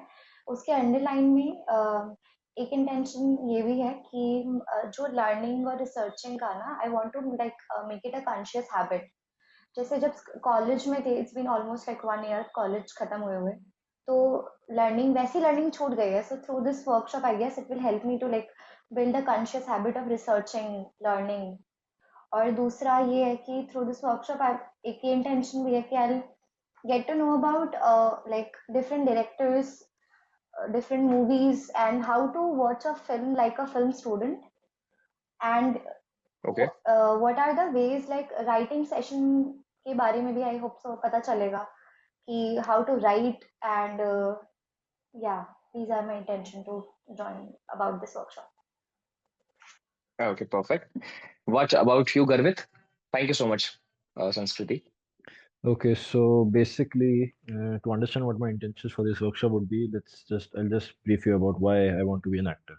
Why actually, because the Okay. main goal is actually getting to become an actor, whether it be through Hmm. FTI or any other channel, right? Correct. So when I was a child or growing up, I've been watching a lot of movies, and every time I watched a movie, I got inspired by a character, and I wished, what if, what if my life was like this, right?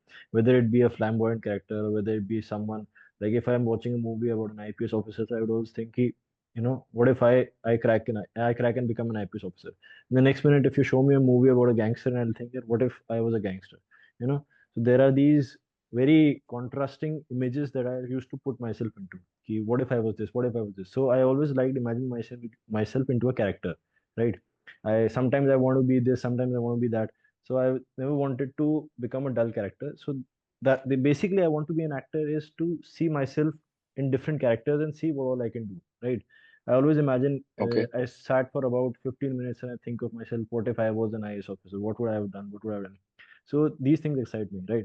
Now, to become an actor, my research led me to FTI. That's the only top institute that I have found in India up until now. Other is NSD, but NSD is for drama basically, and I don't think they entertain someone who wants to become an actor. Right? FTI is the only place where if Okay. you go into the institute and say that you want to be an actor, they'll entertain you. NSD, I think, is not very keen of people who want to become an actor and joining NSD. So after that, now coming to FTI, so the intentions for joining FTI was to become the best at acting, and the best to become the best at acting, you have to join the best institute. So the available best institute Okay. is FTI. And now coming to this workshop, so always I can obviously prepare on my own, right? That is what everyone thinks. That is what everyone thinks at first. I thought that too. Now I'm not taking any second chances. I am taking this as my first and only chance. There are no plan Hmm. Bs. This is my plan A, one and only plan. And I'm preparing to crack this at one go only. I'm not thinking that I'll Hmm. take in some knowledge and then I'll try again next year. I'm thinking this is the only chance and I'll give it my 100%. Now, my intention for this Okay, workshop is perfect. because you yourself have said that you've got an acting experience of about 9 years, right? My Hmm. intentions are to extract all the knowledge that you tried to gain in 9 years, although it's not possible. But for me, I'm trying to do is in these 20 days, I'll try to get what all experiences you have. I'll try to extract that into myself and shorten the amount of time that it would take me to be on the same level as you. Although it's not possible, I know that. But if I try maybe 70, 60%, that's going to help me a lot. Also, I never thought that this workshop would be the only thing that I'd require. Obviously, I was going to prepare on my own. When I knew that it was a 2-day workshop only, so I was like, all right, I'll prepare on my own. And side by side, this workshop is what it's going to do is it's going to keep me consistent, right? I'll be reminded that yes, every week this is what I am planning for, and I have to do this also. So I won't skip a day. This workshop, along with my own preparation, I think will will clear the path that right now is blurry, a little blurry towards FTI. I was not aware about the selection process and everything else. So right now, I guess your experience is going to help me a lot. You yourself said that you cracked FTI 2 times. So I think what all mistakes you made, that is going to help me a lot because I won't be making the same mistakes, or else my time would have been wasted making those same mistakes that you yourself might have made. So cracking two attempts, I think you have a lot of experience, and I'm all my goal right now towards this workshop is to extract all those information in these 20 days and make sure that my time gets saved and I crack this in one go. Perfect. We will make sure, Garvit, so that we would be on the same page, so that we can actually check our growth as well throughout the workshop. All of us, like where we Right. are and what are our level of understanding when it comes to craft. I'll create a structure for you. Don't worry Right. about it. Okay, perfect. Nawaz.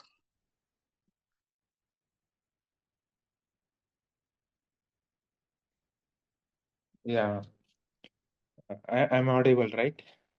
Yes, you're audible. Yeah. So before I get into the what is my intention of joining, I will just tell how serious I am to learn acting. See, I have to learn acting, and this is my only dream of my life, a perfect acting. And when I realize that I have succeeded in it, is the time when I give audition and get selected in one film to watch myself. Why FTII? I have seen the perfection in the acting of Rajkumar Hirani, Jaideep Alwar, and Rajkumar Hirani, Rajkumar Rao. Um, these people, uh, they have like gone deeply into the character, and they have given a perfect. Because of that only, they have been chosen for more and more movies because of their perfect acting or Hmm. acting, I guess.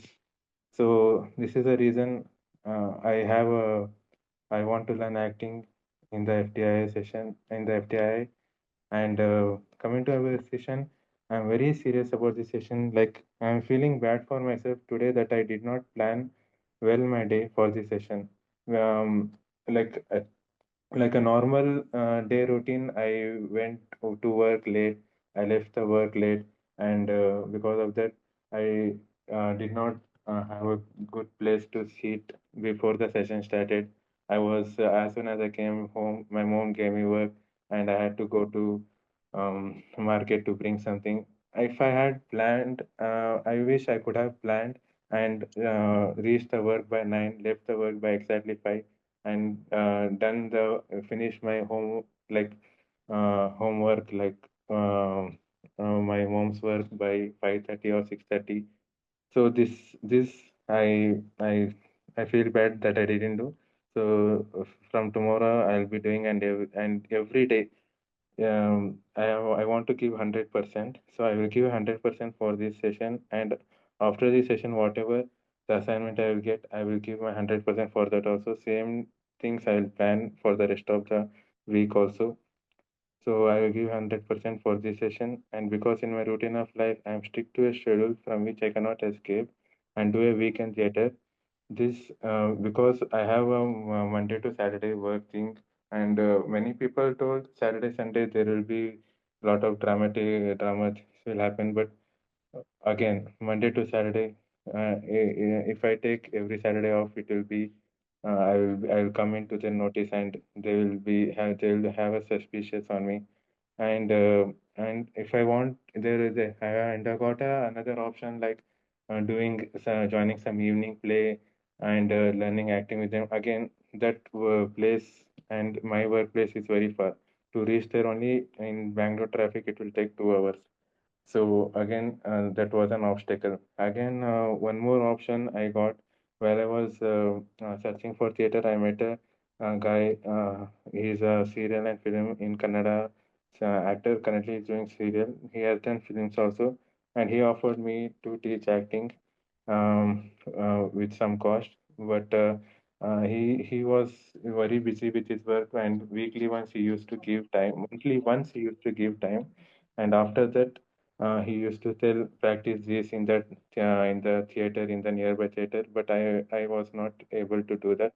Then again he became very busy in the serial acting and all. Then he got married and he is far away.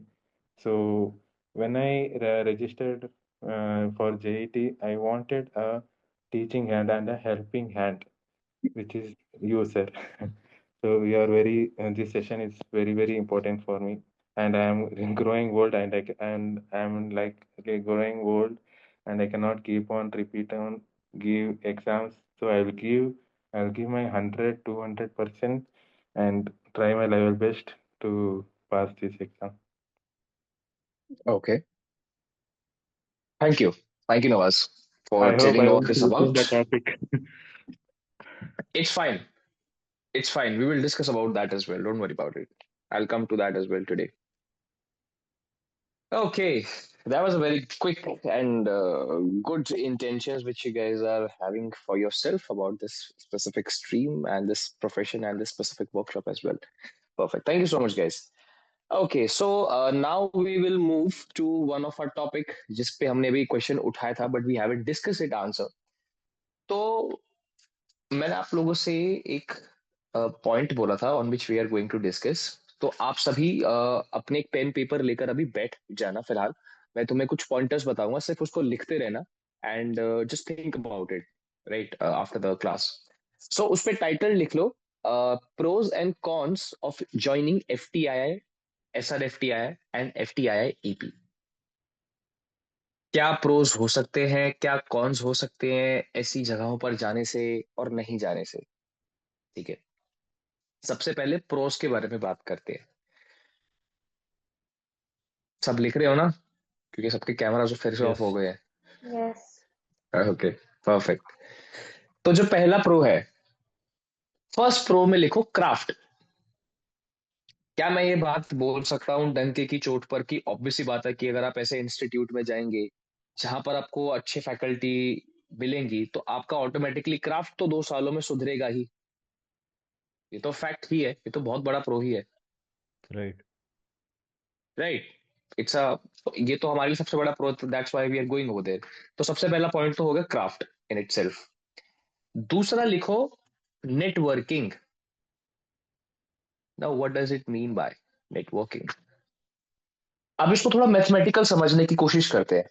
जैसे आप किसी को बोलते हो, आप आसपास आपके जितने भी एक्टर्स मिलते होंगे आपके भाईचारे में या फिर आपके सर्कल में, सब लोग आपको बोलते होंगे भाई थिएटर कर ले, भाई स्क्रीन एक्टिंग कर ले, भाई बॉम्बे चला जा, एक काम कर तू साउथ चला जा, वहां पे ना तेरे को बहुत सारे लोग मिलेंगे, तो उनके साथ उठे बैठेगा ना तो तेरे को नेटवर्क करने को मिलेगा। पर होता क्या है ये नेटवर्क, कौन मिलते, क्या होता है एक्चुअली में। थोड़ा मैथमेटिकली इसको समझने की कोशिश करते हैं एफटीआई के पर्सपेक्टिव से। जैसे कि अभी हमने देखा कि एक्टिंग की स्ट्रीम में 10 सीट होती है हर साल। एक्टिंग का जो कोर्स होता है वो होता है 2 साल का। डायरेक्शन और बाकी जितने स्पेसिफिक स्ट्रीम के होते हैं उनके होते हैं 3 साल के कोर्स। ये सबको पता था बात, I guess everyone are aware about this fact.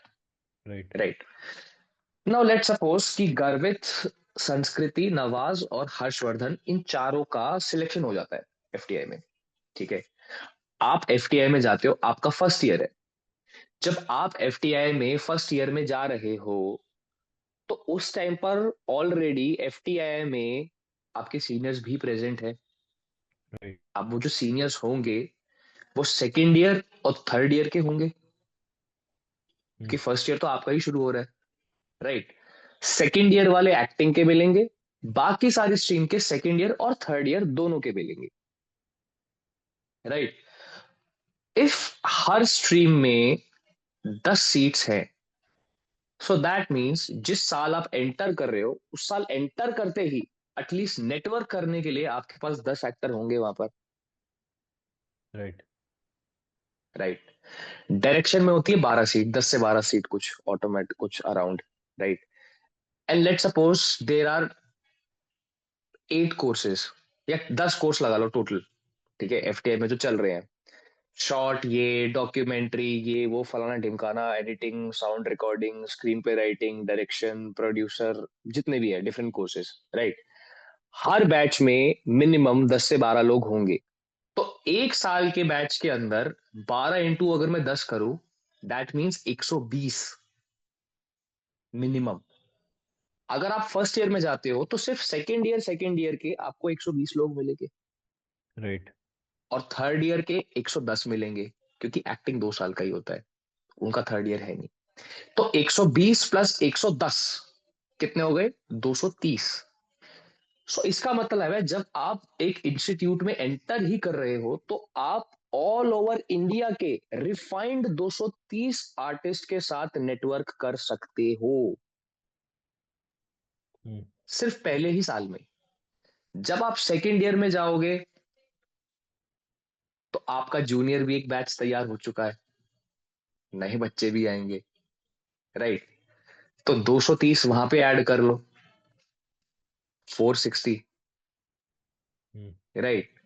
तो मोटा मोटा 400-500 लोगों से 2 साल में एक क्लोज्ड कैंपस के अंदर आप नेटवर्क कर सकती हो।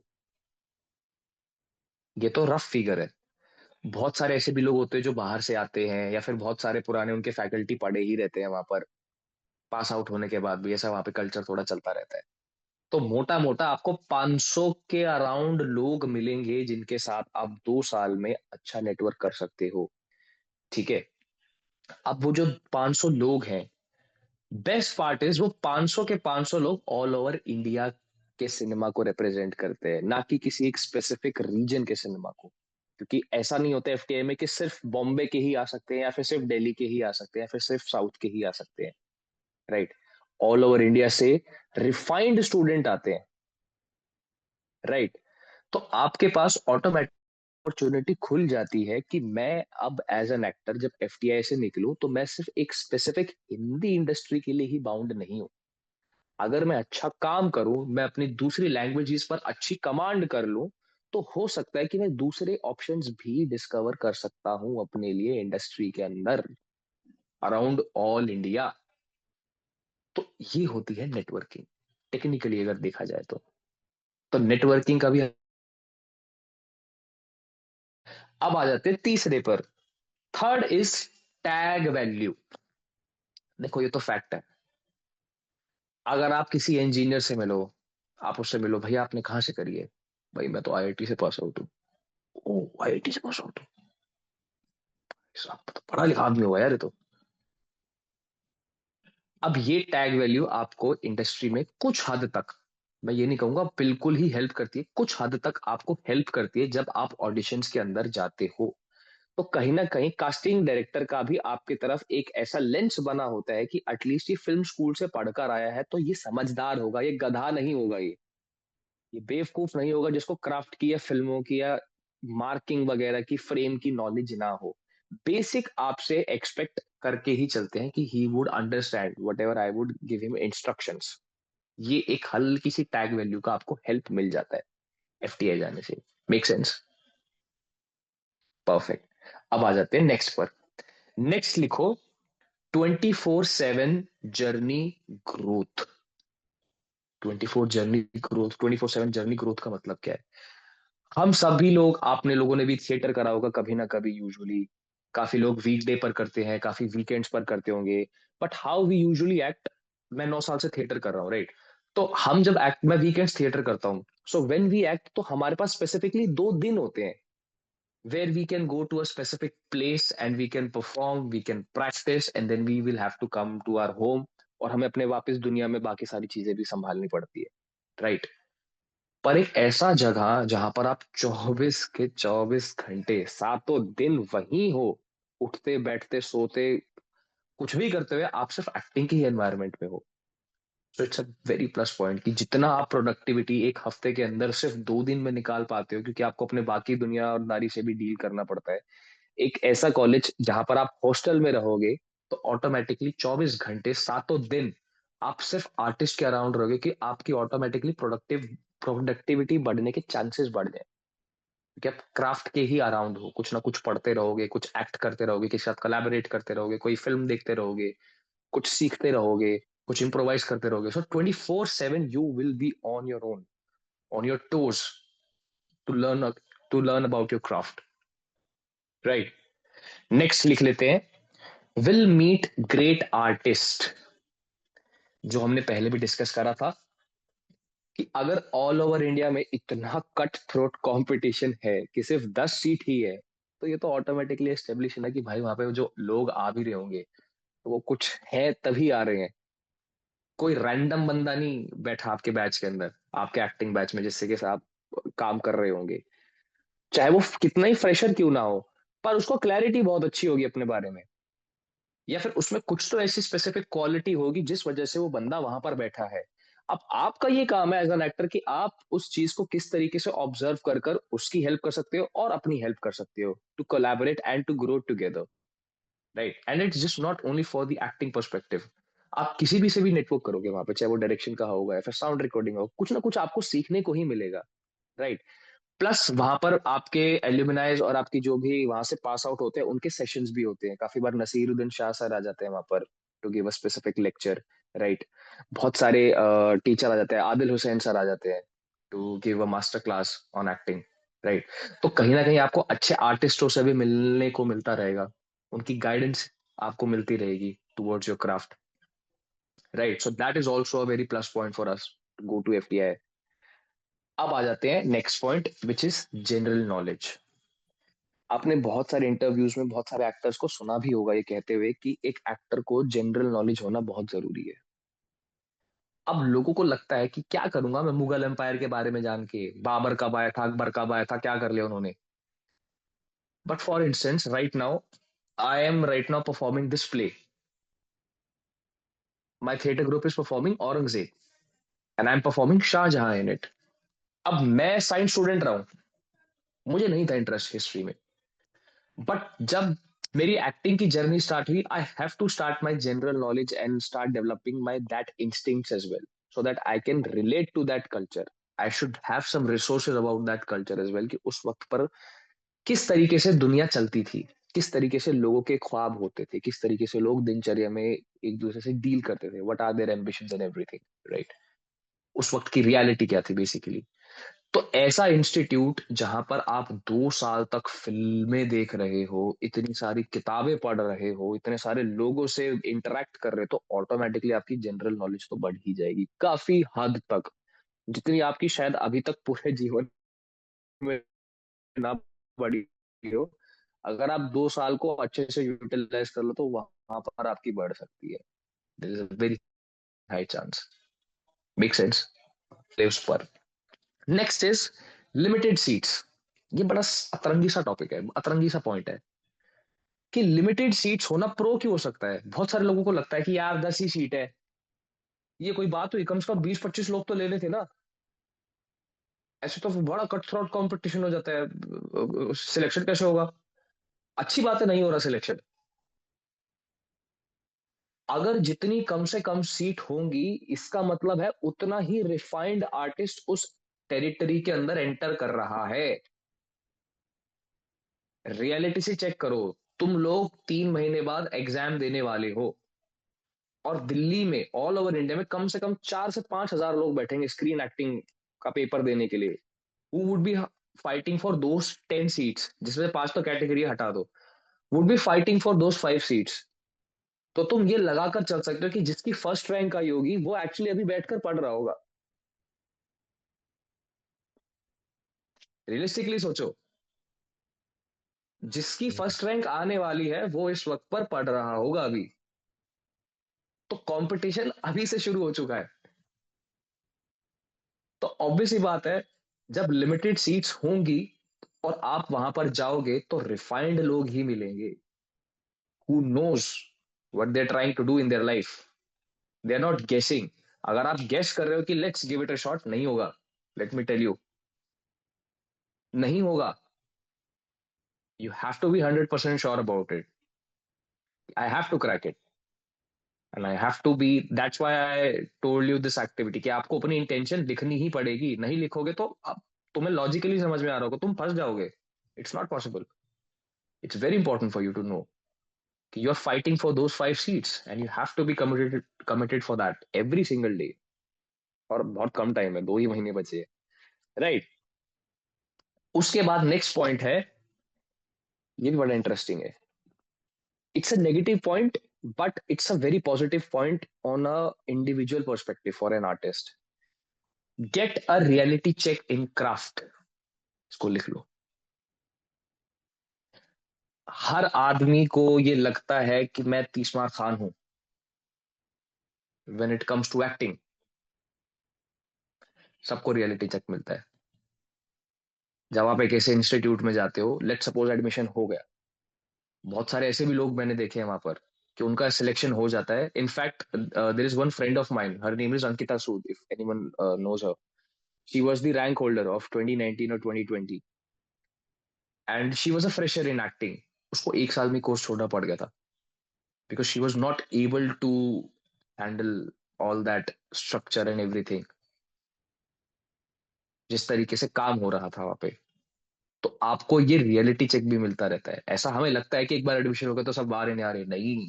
एक्चुअल जर्नी और एक्चुअल स्ट्रगल तब शुरू होगी वहां पर जाने के बाद, when you will actually see yourself कि वेयर डू आई स्टैंड. और और इसमें घबराने वाली बात नहीं है कि मुझे कुछ नहीं आता. इस बात को अपनाने में कोई गलत बात नहीं है कि मुझे ये चीज नहीं आती. It's good that you are aware कि आपको ये चीज आती है और ये चीज आपको नहीं आती, क्योंकि अगर आप अवेयर नहीं हो तब तक उस चीज को रेक्टिफाई भी नहीं कर सकते हो. और ये सबसे पहला स्तंभ होता है एक्टिंग के अंदर, अपनी जर्नी के अंदर. You should know about your weaknesses. Strengths की तो हम कर लेते हैं बात, but you should know about your weaknesses that you can work upon that. तो ऐसे इंस्टीट्यूट में जाके आपको कहीं ना कहीं एक रियलिटी चेक भी मिलता है अपने क्राफ्ट से रिलेटेड. ठीक है जी.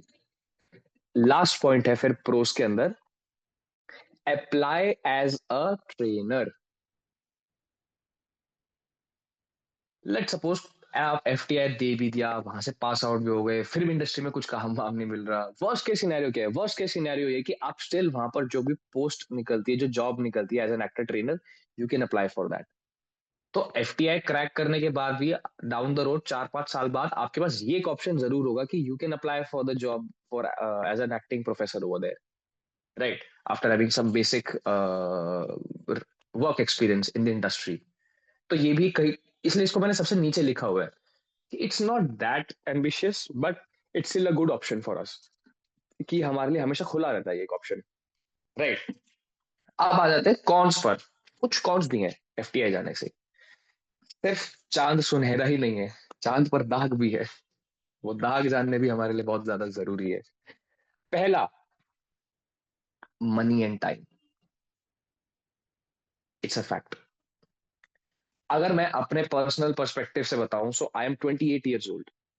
ठीक है. अगर मैं इस एज में जाके ये पर्सनल है, ये सबके लिए, ये it's very subjective, it's not something कि सबके लिए है ही है, बट इट्स फॉर मी. अगर मैं 28 साल की उम्र में जाकर ये सोचूं कि let me give one exam this year as well, ठीक है, और मैं क्रैक करता हूँ और फिर मैं अगले साल तक वेट करता हूँ जिसका रिजल्ट सारा सीट वगैरह होने का. उसके बाद फिर मैं 2 साल देता हूँ वहां पर सीखने के लिए. उसके बाद फिर मैं वहां से निकलता हूँ and then I will start my journey as a fresh in the industry to market myself. I would lose my 3 years. और वो मुझे वही चीजें सिखाएंगे जो ऑलरेडी मैं 9 साल में सीख चुका हूँ. There is nothing else in that. So for me subjectively it's not a good option to go over there. शायद अगर मैं 24 या 25 का होता तो मैं सोच लेता पर्सनली, या फिर अगर मेरे को एक्टिंग का एक्सपीरियंस थोड़ा कम हुआ होता, अगर मेरे को 9 साल की जर्नी नहीं होती, 3 साल या 4 साल की होती, तो शायद मैं सोच लेता कि let's give it a shot, I will improve myself as an actor. पर आफ्टर 8 to 9 years आपको ये बात समझ में आने लग जाती है कि आप एक वक्त तक आपको ट्रेनर की जरूरत होती है फॉर योर टीचिंग. एक पॉइंट के बाद आप अपने ट्रेनर खुद ही बन जाते हो, जहाँ पे आपको अपनी वीकनेसेस और स्ट्रेंथ्स पता लगने लग जाता है कि मुझे अब किस चीज पर काम करने की जरूरत है अपने क्राफ्ट पर. ये अंडरस्टैंडिंग 6-7 साल बाद आनी, डेवलप होनी स्टार्ट हो जाती है इंस्टिंक्ट पर एक एक्टर के. तो मेरे लिए it's a waste of time and waste of money to go over there. Plus आप लोगों के लिए भी ऑब्वियसली बात है, आप 3 लाख 4 लाख अपने जेब से निकाल कर एक ऐसे इंस्टीट्यूट में पुट कर रहे हो. और इस एज में it's a little bit hard to manage all these things, to be very honest, right. और आप 2 साल की कमिटमेंट, 3 साल की कमिटमेंट एक्चुअली, एक साल पूरा प्रेपरेशन में, पेपर देने में, रिजल्ट्स आने में, नेक्स्ट राउंड होने में, सीट्स एलोकेट होने में, एडमिशन होने में साल लग जाता है पूरा almost. I won't lie to you. तो 3 साल की ऑलमोस्ट कमिटमेंट देना is a big task in itself. शायद उतने टाइम में कोई दूसरा एक्टर ये बोले कि भाई मैं तो बाहर जाके सीख ही लेता हूँ, बॉम्बे बॉम्बे में जाके कुछ कर लूंगा, तो 3 साल वहां लगाऊंगा तो वहां पे काम मिल जाएगा इंडस्ट्री में मेरे को. Still it's very subjective, person to person. ठीक है. इसके बाद second is to impress other people. जो हमने टैग वैल्यू वाली बात करी थी ना, ये उसी का ही साइड इफेक्ट है. बहुत सारे लोगों को ऐसे हो जाता है कि अगर मैं एफटीआई से पास आउट हूँ और वहां पे उन्होंने कुछ नहीं करा और सिर्फ शराब ही पियो बैठकर 2 साल, उनका ये पीओवी बन जाता है अपने आप को लेके कि मैं तो भाई एफटीआई का एलुमनाई हूँ, मैं एफटीआई से पास आउट हूँ, मुझको तो क्राफ्ट आता ही है। जरूरी नहीं है आप एफटीआई में गए तो आपको क्राफ्ट आता ही होगा। एफटीआई आपको क्राफ्ट सिखाता नहीं है, एफटीआई आपको रिसोर्सेज देता है क्राफ्ट सीखने के लिए। सीखना आपको ही होता है, हाथ आपको ही चलाने हैं। वो आपको बस स्विमिंग पूल दे रहे हैं किसी तालाब के बजाय, टू प्रैक्टिस। प्रैक्टिस आपको ही करनी है, राइट। तो बहुत सारे लोग इस बहकावे में भी रह जाते हैं एफटीआई जाने के बाद कि I have to impress someone with my craft, कि अगर मैं इंडस्ट्री में निकलूंगा तो लोग तो मुझे काम दे ही देंगे because I am from FTI. No, it doesn't. It will work for you as a tag value if your craft is sorted. If your craft is not sorted, it won't work for you. Simple as that. Sorted. उसके बाद bubble of self environment. Obviously बात है, आप 2 साल तक एक ऐसे college में रह रहे हो, आपका बाहर के वर्ल्ड से बिल्कुल कनेक्शन कट हो गया है। आपको नहीं पता बाहर किस टाइप के लोग काम कर रहे हैं, क्या इंडस्ट्री में चेंज आ रहे हैं, ट्रेंड कैसे चेंज हो रहा है। You would be totally unaware of that, क्योंकि आप एक सेल्फ बबल में रह रहे होंगे अगले 2 साल तक, जहां पर आपको सिर्फ एक ही टाइप के लोग मिलेंगे और एक ही टाइप की लाइक माइंडेडनेस क्रिएट होने के चांसेस हो जाएंगे, राइट। काफी बार हो जाता है लोगों के साथ कि एफटीआई जाते हैं तो उनको एक टाइप का सर्टेन तरीका बन जाता है कि वो कमर्शियल सिनेमा को लात मारने लग जाते हैं, ये क्या है यार, बकवास है, आर्टिस्टिक सिनेमा होता है कुछ। No, it's not like that. दोनों सिनेमा के अपने अपने पर्सपेक्टिव और दोनों सिनेमा की अपनी अपनी नीड है according to the market demand. तो मार्केट डायनेमिक्स जो होते हैं वो शायद उससे इंसान थोड़ा दूर हो जाता है जब एक ऐसे इंस्टीट्यूट में बहुत वक्त तक रहता है। ठीक है गैस। तो ये थे कुछ pros and cons. So I try to disintegrate everything for you so that you can have a better clarity about it from the first day of the workshop, so that you should be aware about it कि किस direction में मैं head कर रहा हूँ, like what should be my aim with this workshop and while giving the exam as well. ठीक है guys. अब एक बारी जल्दी से झेड़ फैड़ लिख लो सिलेबस कि हम पढ़ेंगे क्या। मुद्दे पे आते हैं अब। ठीक है। तो मैंने तुम लोगों का जो सिलेबस है वो 4 4 टॉपिक्स के हिसाब से बंडल में बना रखा है कि पहले ये 4 टॉपिक का एक बंडल है, फिर एक 4 टॉपिक का बंडल है। ऐसे हमारे पास 4 बंडल है जिसके अंदर 4 4 टॉपिक्स है, और उसके accordingly I would be teaching you guys. ठीक है। तो जब फर्स्ट बंडल है उसमें लिख लो first topic is history of Indian cinema.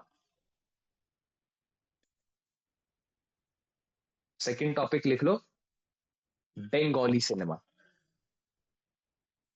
अब ऑल दो बंगाली सिनेमा भी इंडियन सिनेमा का ही पार्ट है, पर बंगाली सिनेमा को मैं एक एज अ सेपरेट पोर्शन रख रहा हूं क्योंकि वो अपने आप में एग्जाम के प्योर पॉइंट ऑफ व्यू से बहुत इंपॉर्टेंट है।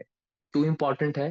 क्योंकि एफटीआई की एक ब्रांच है जिसका नाम है Satyajit Ray film television institute of India, and Satyajit Ray is a Bengali film maker. तो automatically because of Satyajit Ray it's very important to know all the basics of Bengali cinema for us. ठीक है। इसलिए उसको मैंने सेपरेटली एज अ पार्ट रखा हुआ है सिलेबस में। Third is awards related to cinema. Awards related to cinema, इसके अंदर आपके सारे अवार्ड्स आ जाएंगे, important ones starting from India to western. For example national film award, Dada Saheb Phalke award, Academy awards, Cannes film festival, MAMI film festival, Emmy award, Sundance film festival, Golden Globe, जितने भी important film festivals है या फिर important national level पर award है। अब ये मत बोलना जी सिने पान बहार अवार्ड और फिल्म फेयर अवार्ड, सर वो नहीं, ये तो हर साल निकलते हैं और साल में 6 6 10 10 बार निकलते हैं, इनको कोई नहीं पूछता। पर जो इंपॉर्टेंट नेशनल लेवल पे फिल्म अवार्ड्स होते हैं, these are very important for us, कि उनका बेसिक हमें पता हो। रिसर्च किस तरीके से करते हैं वो जब हम एकेडमिक स्टार्ट करेंगे we will discuss about it. ठीक है। उसके बाद लिखो नेक्स्ट इंपॉर्टेंट फिल्म्स, ब्रैकेट में एक्टर कॉमा डायरेक्टर, ब्रैकेट बंद। नेक्स्ट ब्रैकेट में लिखो इंडियन एंड फॉरेन। कुछ ऐसे इंपॉर्टेंट एक्टर डायरेक्टर इंडिया के और वेस्टर्न सिनेमा के जिनसे क्वेश्चंस आते हैं एग्जाम्स के अंदर। For example, Raj Kapoor, Dilip Kumar, Amitabh Bachchan, Shabana Azmi, Smita Patil, Shatrughan Sinha, Mithun Chakraborty, Jaya Bachchan, David Dhawan, Sanjay Leela Bhansali, Prakash Mehra, Ramesh Sippy, Anurag Kashyap, blah blah blah blah blah. तो ये सारे फिल्म मेकर, इन सब के बारे में हमें पता होना जरूरी है। इनका क्या फिल्मोग्राफी रहा था, किस तरीके से इनका योगदान रहा था। ठीक है। अब तुम इससे कंफ्यूज हो जाओ कि भाई साहब ये तो इतने सारे हैं, कितना पढ़ेंगे हम। पर वहां आता है फिर स्मार्टनेस ऑफ रिसर्च वर्क, जो हम इस वर्कशॉप में सीखेंगे कि स्मार्टली किस तरीके से हम रिसर्च करते हैं और कितनी इंफॉर्मेशन हमारे लिए इंपॉर्टेंट है। ठीक है। नेक्स्ट आ जाओ। ये है हमारा फर्स्ट बंडल। जितने भी हम 4 बंडल बना रहे हैं ना सिलेबस के, सबसे इंपॉर्टेंट ये बंडल है, क्योंकि इसके ऊपर आपका 60% ऑब्जेक्टिव पेपर टिका हुआ है। तुम्हें समझ में भी आ रहा होगा पढ़ते हुए। हिस्ट्री ऑफ इंडियन सिनेमा से बहुत क्वेश्चन आते हैं, बंगाली सिनेमा से क्वेश्चन आते हैं, अवार्ड से बहुत क्वेश्चन आते हैं, और इंपॉर्टेंट फिल्म से बहुत क्वेश्चन आते हैं। अब आ जाओ नेक्स्ट बंडल पे। नेक्स्ट बंडल का फर्स्ट टॉपिक है FTII एल्यूमनाई। अब इसको इस तरीके से समझते हैं इस कैटेगरी को। लेट सपोज संस्कृति ने एक कॉलेज खोला अपना। ठीक है। संस्कृति बोलती है कि भाई मेरे को फिल्म मेकिंग सिखानी है, ऑल ओवर इंडिया में मुझे फिल्म मेकिंग के लिए अवेयरनेस बढ़ानी है। अब संस्कृति के कॉलेज में बहुत सारे लोग आए, संस्कृति के कॉलेज से लोगों ने फिल्म मेकिंग सीखी, फिर वो इंडस्ट्री में गए, उन लोगों ने बहुत बढ़िया बढ़िया काम करा, उन्होंने ऑस्कर जीते, बड़े बड़े फिल्म फेस्टिवल में, कैंस वेंस में दे वुड स्ट्रीम। अब संस्कृति के कॉलेज की तो बहुत वाहवाही होगी ऑल ओवर इंडिया में। अब संस्कृति को लगा कि let us do one examination, entrance examination, और उसके अंदर मैं क्वेश्चंस पूछूंगी सिनेमा से और वर्ल्ड सिनेमा से रिलेटेड। अब ऑब्वियस सी बात है, सिनेमा के बारे में जब संस्कृति पूछेगी तो सिनेमा और किन लोगों को संस्कृति ज्यादा तवज्जो देगी? उन्हीं लोगों को जो उसके कॉलेज से पढ़े हुए हैं, बिकॉज दे आर प्रेस्टिजियस। उनको अपने कॉलेज का नाम भी लगाना है कि देखो हमारे कॉलेज के पढ़े हुए लड़के इतने पढ़ रहे हैं, इतना ऊपर गए हैं। तो ऑटोमेटिकली FTI में भी अगर तुम नोटिस करोगे प्रीवियस ईयर क्वेश्चंस पेपर के अंदर जो भी वो क्वेश्चन होते हैं, डायरेक्टली और indirectly they are related to FTI alumni. Shekhar Kapur, Mani Kaul, Ketan Mehta, Sanjay Leela Bhansali, Naseeruddin Shah, somewhere or the other question would be related to any FTII alumni। तो ये बहुत इंपॉर्टेंट सेक्शन है हमारे लिए। नेक्स्ट पे आ जाते हैं, which is Hindi literature. Hindi literature के अंदर हमारे नॉवेल्स हो गए, हमारे प्ले राइट्स हो गए, इनसे रिलेटेड जितनी भी इंफॉर्मेशन है we will research about it. उसके बाद नेक्स्ट लिख लो, Indian and foreign theatre. Indian and foreign theatre, यहां से भी काफी बार क्वेश्चंस आ जाते हैं। इब्राहिम अलकाजी भाई साहब ने NSD कब स्टार्ट करा था, NSD से रिलेटेड क्वेश्चन पूछ ले रहे हैं। अब NSD इंपॉर्टेंट क्यों FTI के लिए? बिकॉज वो भी गवर्नमेंट की ही ब्रांच है, which is funded by the government. तो वो उनसे क्वेश्चन पूछ सकते हैं। शेक्सपियर के प्लेस के बारे में पूछ लेते हैं कि ये इस साल क्वेश्चन आया भी था कि हैमलेट से इंस्पायर्ड कौन सी हॉलीवुड में फिल्म बनी है, and the answer was Lion King. तो ऐसे क्वेश्चंस भी घुमा फिरा के पूछ लिए जाते हैं। तो Indian and foreign theatre is also important somewhere और दी अदर, डायरेक्टली और इनडायरेक्टली। ठीक है। उसके बाद नेक्स्ट टॉपिक लिख लो, art and culture. Art and culture paper में आता ही है हमारा। इसमें ब्रैकेट में लिख लो, music, dance, painting, sculpture, monuments, और क्या हो सकता है, पपेट्री, राइट। और भी बहुत सारे, फिलहाल के लिए इतने बहुत है, वो जब आएंगे तो थोड़े थोड़े बताते चलेंगे हम। ठीक है जी।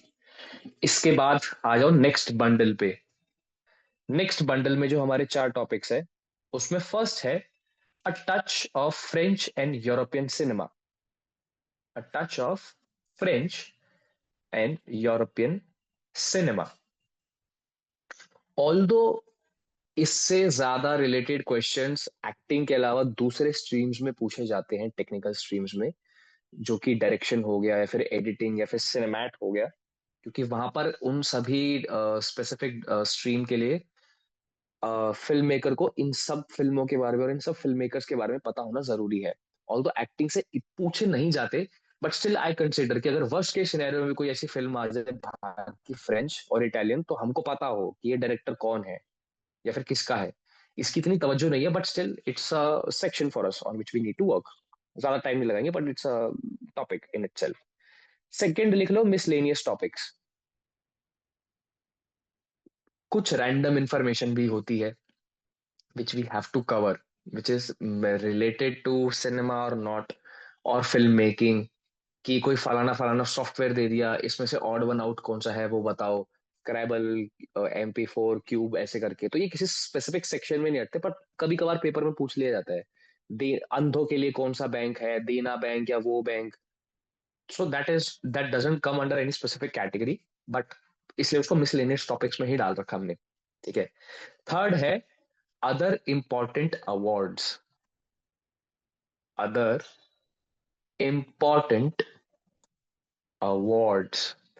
अब सिर्फ अवार्ड्स सिनेमा से रिलेटेड नहीं पूछे जाते पेपर के अंदर, बहुत सारे ऐसे भी अवार्ड्स हैं जिनसे हम क्वेश्चंस निकाल सकते हैं। फॉर एग्जांपल भारत रत्न, खेल रत्न, arjuna award, right.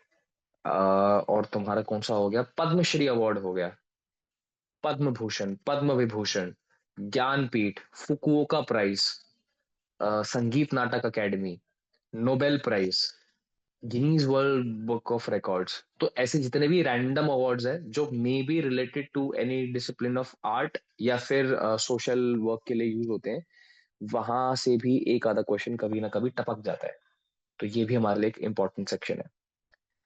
Next topic लिख लो इस बंडल में, acting practitioner and their schools. Very important topic, acting practitioners and their school. ये फेवरेट टॉपिक है FTI के पेपर का, जिसमें हर साल सवाल आते हैं, हर साल मिनिमम 2 से 3, जिसके अंदर Constantin Stanislavski, Lee Strasberg, Stella Adler, Michael Chekhov, Natya Shastra, Sanford Meissner, इनसे रिलेटेड और इनकी क्या थियरीज थी, इनके क्या स्कूल ऑफ थॉट थे, उनसे रिलेटेड क्वेश्चन आते ही आते हैं। इन्होंने कौन कौन सी बुक लिखी है एक्टिंग के ऊपर, बिल्डिंग अ रोल, कैरेक्टरिस्टिक्स और the art of acting, the dream of a passion, ये सारी जितनी भी रैंडम किताबें मल्टीपल चॉइसेस के अंदर आ जाती हैं। तो इनके स्कूल ऑफ थॉट पढ़ेंगे, नॉट इन डिटेल, बट उतना जितना पेपर के रिगार्डिंग, पेपर के पॉइंट ऑफ व्यू से इंपॉर्टेंट है। ठीक है, तो it's a very important topic. उसके बाद आ जाते हैं हम अपने लास्ट लॉट पर, लास्ट बंडल पर। उसका जो फर्स्ट टॉपिक है that is previous year question papers. Her exam की तरह जब हम सैंपल पेपर की तैयारी करते हैं, तो हम प्रीवियस ईयर क्वेश्चन पेपर की भी करेंगे, and we will complete all the previous year question papers. Acting के तो करेंगे ही करेंगे, लेकिन मैं तुम लोगों के लिए मैं डायरेक्शन और सिनेमैट की भी करवाऊंगा, ताकि वर्स्ट के सिनेरियो के लिए भी तुम प्रिपेयर रहो। कि रैंडम भी डिफिकल्ट क्वेश्चन हुआ है, so you should be prepared for that as well. क्योंकि बहुत बार ऐसा हुआ है और हर साल ऐसा होता है कि प्रीवियस ईयर क्वेश्चन पेपर के भी क्वेश्चन चिपका देते हैं वो। जब मेरा फर्स्ट अटेम्प्ट था, 8 नंबर का पेपर, 8 नंबर का पेपर प्रीवियस ईयर से आया था। 8 नंबर का, 8 MCQ, and I was blown away कि ये क्या हुआ, ये तो फ्री के मार्क्स मिल गए। पर ये फ्री के मार्क्स उसके लिए जिसने प्रीवियस ईयर कर रखा है। इस साल भी आया था एरिस्टोटल वाला क्वेश्चन, वो प्रीवियस ईयर में आया हुआ है कि पोएटिक्स किसने लिखी थी, दैट वाज बाय एरिस्टोटल। तो हर साल मिनिमम 2 नंबर या 3 नंबर की लेवरेज या 1 नंबर की लेवरेज वो रख के चलते हैं, यहाँ पे प्रीवियस ईयर से आ जाता है। तो हम उसकी तैयारी भी करेंगे। ठीक है जी। उसके बाद आते हैं सबसे इंपॉर्टेंट सेक्शन, नेक्स्ट टॉपिक लिख लो इसी का ही बंडल का, सब्जेक्टिव पोर्शन। तो ऑब्जेक्टिव की तैयारी थी, सब्जेक्टिव की भी तैयारी करनी है। ऑल्दो सब्जेक्टिव पोर्शन में इस बंडल में लिखवा रहा हूं, but after the first bundle जो 4 टॉपिक्स है, वो कंप्लीट होते ही मैं तुम्हारा सब्जेक्टिव भी खोल दूंगा, ताकि तुम लोगों को सब्जेक्टिव पे काम करने की, प्रैक्टिस करने के लिए टाइम मिले अच्छा खासा। ठीक है, तो वो मैं पैरेलली तुम्हारा चला दूंगा, because we have only 20 sessions, right. उसके बाद तीसरा लिख लो, reading and learning different aspects of film making. Reading and learning different aspects of film making. बहुत बार क्वेश्चंस फिल्म मेकिंग से रिलेटेड भी आते हैं और बहुत मजा आता है एफटीआई वालों को एमएसक्यू के अंदर पूछने में, मल्टीपल सिलेक्ट के अंदर। एडिटिंग में क्या स्टेप्स होते हैं, सिनेमैट में क्या होते हैं, कौन कौन से डिफरेंट एंगल्स होते हैं, डच एंगल कौन सा होता है, मिस ऑन सीन क्या होता है, क्लोजअप कब लगता है, मिड शॉट क्या होता है, वाइड एंगल किसे कहते हैं, एडिटिंग के तरीके कौन से हैं, जे कट किसे कहते हैं, एल कट किसे कहते हैं, क्लैप बोर्ड कब लगाया जाता है। तो बेसिक भी जो भी होती हैं चीजें फिल्म मेकिंग से रिलेटेड, बेसिक्स हम पढ़ेंगे कि कौन कौन से डिफरेंट टाइप ऑफ एंगल्स होते हैं, किस लिए यूज होते हैं, ताकि पेपर में अगर इनसे रिलेटेड कोई क्वेश्चन आए so we would be able to attempt. और ये एक्टिंग वालों से पूछते हैं, हर साल पूछते हैं, एक आधा क्वेश्चन निकल आता है यहाँ से। ठीक है, सर अब आ जाते हैं इसके। एक बार वापस से रिपीट कर दीजिए। हाँ, the topic is reading and learning different aspects of film making. ठीक है, यस। इसके बाद जो लास्ट टॉपिक है that is discussion over world cinema. ये बस ओवरव्यू है कि जितना भी हमने पढ़ा अभी तक वर्ल्ड सिनेमा के बारे में, तो आपका क्या पीओवी है उसके बारे में। सिंपल एज दैट कि अगर आपसे कुछ भी सब्जेक्टिव रैशनल क्वेश्चन पूछ ले जाए कि how do you consider cinema as this and that, तो वहां पे आपका फिर क्या पीओवी बनता है। तो इसलिए सबसे लास्ट टॉपिक है, जब आप सब सारा ज्ञान इस सृष्टि का ग्रहण कर लो अपने मस्तिष्क में, उसके बाद फिर आपका क्या ख्याल है इन सब के बारे में, ये हम तब डिस्कस करेंगे। ठीक है, तो ये था हमारा बेसिक एक स्केड्यूल जिसके अकॉर्डिंगली हम मूव करेंगे in the next 20 sessions, session bye session, क्योंकि हमारे 2 घंटे के सेशंस है, ज्यादा लंबे सेशंस नहीं है। So I would be covering most of the topics for you. अब किस तरीके से टॉपिक्स होंगे, अब तुम्हें समझ में तो आई होगा कि कितना बड़ा ब्रह्मांड है ये जो हमें कंप्लीट करना है। अब होगा कैसे, हर सेशंस में आके मैं तुम्हें कुछ क्वेश्चंस लिखवाया करूंगा या फिर मैं तुम्हारे साथ कुछ पीडीएफ्स शेयर करा करूंगा। ठीक है, अभी एक ग्रुप बना लेंगे हम, I talk to Devdatta after that session and I create a group for all of you where I would be providing all the information to you, all the study material where you would be studying. ठीक है, you would be able to access all of it. Time to time जितनी भी चीजें होंगी वो मैं PDF तुम लोगों को भेजा करूंगा, और वीकली तुम लोगों को मैं दिया करूंगा कि ये पीडीएफ, ये स्पेसिफिक क्वेश्चंस आपको अभी तक कंप्लीट कर कर आने हैं। ठीक है, अब इस चीज का ध्यान रखना, इसलिए मैंने ओरिएंटेशन सेशन में तुम लोगों को सब क्रिएट करा है कि 5 सीट के लिए, अगर 10 सीट के लिए लड़ रहे हो तो हर सेकंड बहुत इंपॉर्टेंट है, क्योंकि जो फर्स्ट रैंक के लिए लड़ रहा है वो इस टाइम बैठा ही होगा अपने रिसर्च वर्क पर। तो जितना भी काम आपको मिले, मेक श्योर कि वो टाइमली अगले जब वीक की क्लास हो उससे पहले ही आप लोग कंप्लीट करके आते चले। ठीक है, बैकलॉग्स मत रखना, नहीं तो फंस जाओगे, इंजीनियरिंग वाला हिसाब मत रखना। टाइम टू टाइम चीजें कंप्लीट करते हुए चलना, तभी फ्रूटफुल हो पाएगी वर्कशॉप आप सभी के लिए। ठीक है, so guys this was a little bit about the workshop. इसके अलावा कुछ की पॉइंट्स हैं जो related to how we perceive the whole process of getting selection for the FTI, वो मैं कल क्रिएट करूंगा आप सभी के साथ 10-15 मिनट का टाइम लेकर। उसके बाद then we will jump to the subjective academics of it, of our portion. किसी का कोई सवाल before we wrap up our today session, anything want to share और ऐड और आस्क, एनी डाउट्स किसी को हो? क्लासेस मंडे या थर्सडे को होंगे, मंडे टू लाइक थर्सडे पूरा हर वीक का? Monday and Tuesdays. Mondays and Monday, Tuesdays. There would be two okay Monday classes, and Monday Tuesday. and Tuesday, right? Okay. उसके बाद आपको असाइनमेंट्स मिलेंगे वीकली बेसिस के हिसाब से, and then you have to come back and do it. I would add just one thing for all of you guys, हर हफ्ते मैं तुम लोगों को 2 फिल्में भी दिया करूंगा। ऑल्दो हम उसके ऊपर डिस्कशन नहीं कर पाएंगे, पर किस तरीके से डिस्कशन करना है I will share that with you, so that आपको अभी से ही वर्ल्ड सिनेमा भी देखने को मिल जाए। आई वुड मेक श्योर, ठीक है, कि जितने भी आपको वर्ल्ड सिनेमा के डायरेक्टर्स हैं उनकी कुछ कुछ, मैं एक एक डायरेक्टर की मल्टीपल फिल्में तुम लोगों को नहीं दे पाऊंगा क्योंकि बहुत सारी फिल्में ऐसे 20 सेशन में कितनी करेंगे, पर I would at least make sure कि हर डायरेक्टर की एक फिल्म तो आप देख ही लो। When it comes to Satyajit Ray, Mrinal Sen, Ritwik Ghatak, Federico Fellini, Martin Scorsese, David Lynch, David Fincher, Akira, so there are so many. I would make sure कि कुछ कुछ जो स्पेसिफिक फिल्म्स हैं वो मैं आप सभी को देखने के लिए जरूर दूं, और उनका ये भी बताऊंगा कि उनका रिव्यू किस तरीके से लिखते हैं या फिर रिव्यू किस तरीके से करते हैं, सो दैट आप लोगों को एक बेसिक्स भी पता चले। ठीक है, सब्जेक्टिव पोर्शन की तैयारी हम बहुत जल्दी स्टार्ट कर देंगे आफ्टर 4-5 सेशंस और मे बी 5-6 सेशंस, ताकि सब्जेक्टिव की भी तैयारी आपके साथ आपको टाइम मिले उसके लिए। आई डोंट वांट कि पेपर से एक हफ्ता पहले या 2 हफ्ता पहले मैं ये बोलूँ कि सब्जेक्टिव ही होता है, पर टाइम मिला नहीं आपको तैयारी करने के लिए। सो आई वुड मेक श्योर कि आप अभी से ही तैयारी उसकी भी प्रैक्टिस स्टार्ट कर दो, क्योंकि वो भी कला है सब्जेक्टिव लिखना, वो मैं बताऊंगा कैसे। ठीक है, हाँ जी, any questions guys? No, nothing from my side. All clear? Yeah. Sir Nawaz? वो शुरुआत में प्रोस एंड कॉन्स बोले ना, वो एग्जाम में हम्म, हर एक पॉइंट एक्सप्लेन करना पड़ेगा। नहीं ये तो मैंने तुम्हारी अंडरस्टैंडिंग के लिए बताया है भाई, वो एग्जाम में लाइक नहीं इसमें आएंगे। क्वेश्चन नहीं है। अच्छा। नहीं नहीं नहीं नहीं, वो एग्जाम की पीओवी से नहीं है, वो इट्स फॉर यू। ऑब्वियसली बात है, ओके। तुम लोग यार अपना टाइम, मनी, अपनी एनर्जी सब लोग इन्वेस्ट कर रहे हो for this workshop and for the FTI for the next 1 year to prepare for it. You should be aware about it कि या मैं जा रहा हूँ या जा रही हूँ तो क्यों जा रही हूँ, like what's the take for me, what should I expect from the institute and from myself as well? If I am going over there, what's my responsibility? हम सिर्फ आगे थोप नहीं सकते इंस्टीट्यूट पे कि भाई हम आ गए तुम पढ़ाओ भाई, कुछ नहीं कराएंगे वो। अभी तुम्हें लग रहा है कि वहां पे कुछ होगा, कुछ नहीं होगा, वहां पे करना तुम्हें ही है। वो तुम्हें रिसोर्सेज देंगे कि भाई ये है, अब बोलो क्या करना है तुम्हें, करो। तो they would be give you the guidance, it's up to you what you have to do. Okay Nawaz? Okay sir. हाँ, तो आज कुछ भी चीज एकेडमिक या फिर एग्जाम के पीओबी नहीं था, आज सिर्फ ओरिएंटेशन सेशन था which I wanted to conduct so that you can guys can get a better clarity about it, जिस भी चीज के लिए प्रिपेयर हो रहे हो। ठीक है,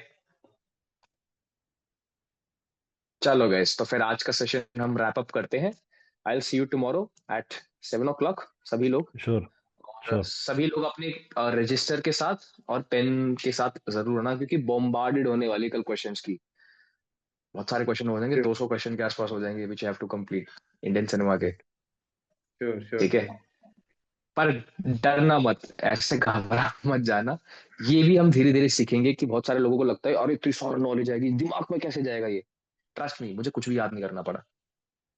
we will learn about it कि चीजें मेमोराइज कैसे होती हैं। बहुत सारे लोग होता है रट्टा मारो सब याद हो जाएगा, नहीं ऐसे नहीं होता, ऐसे नहीं होता। कॉन्शियस रीडिंग होती है, we will discuss about it like what is conscious reading.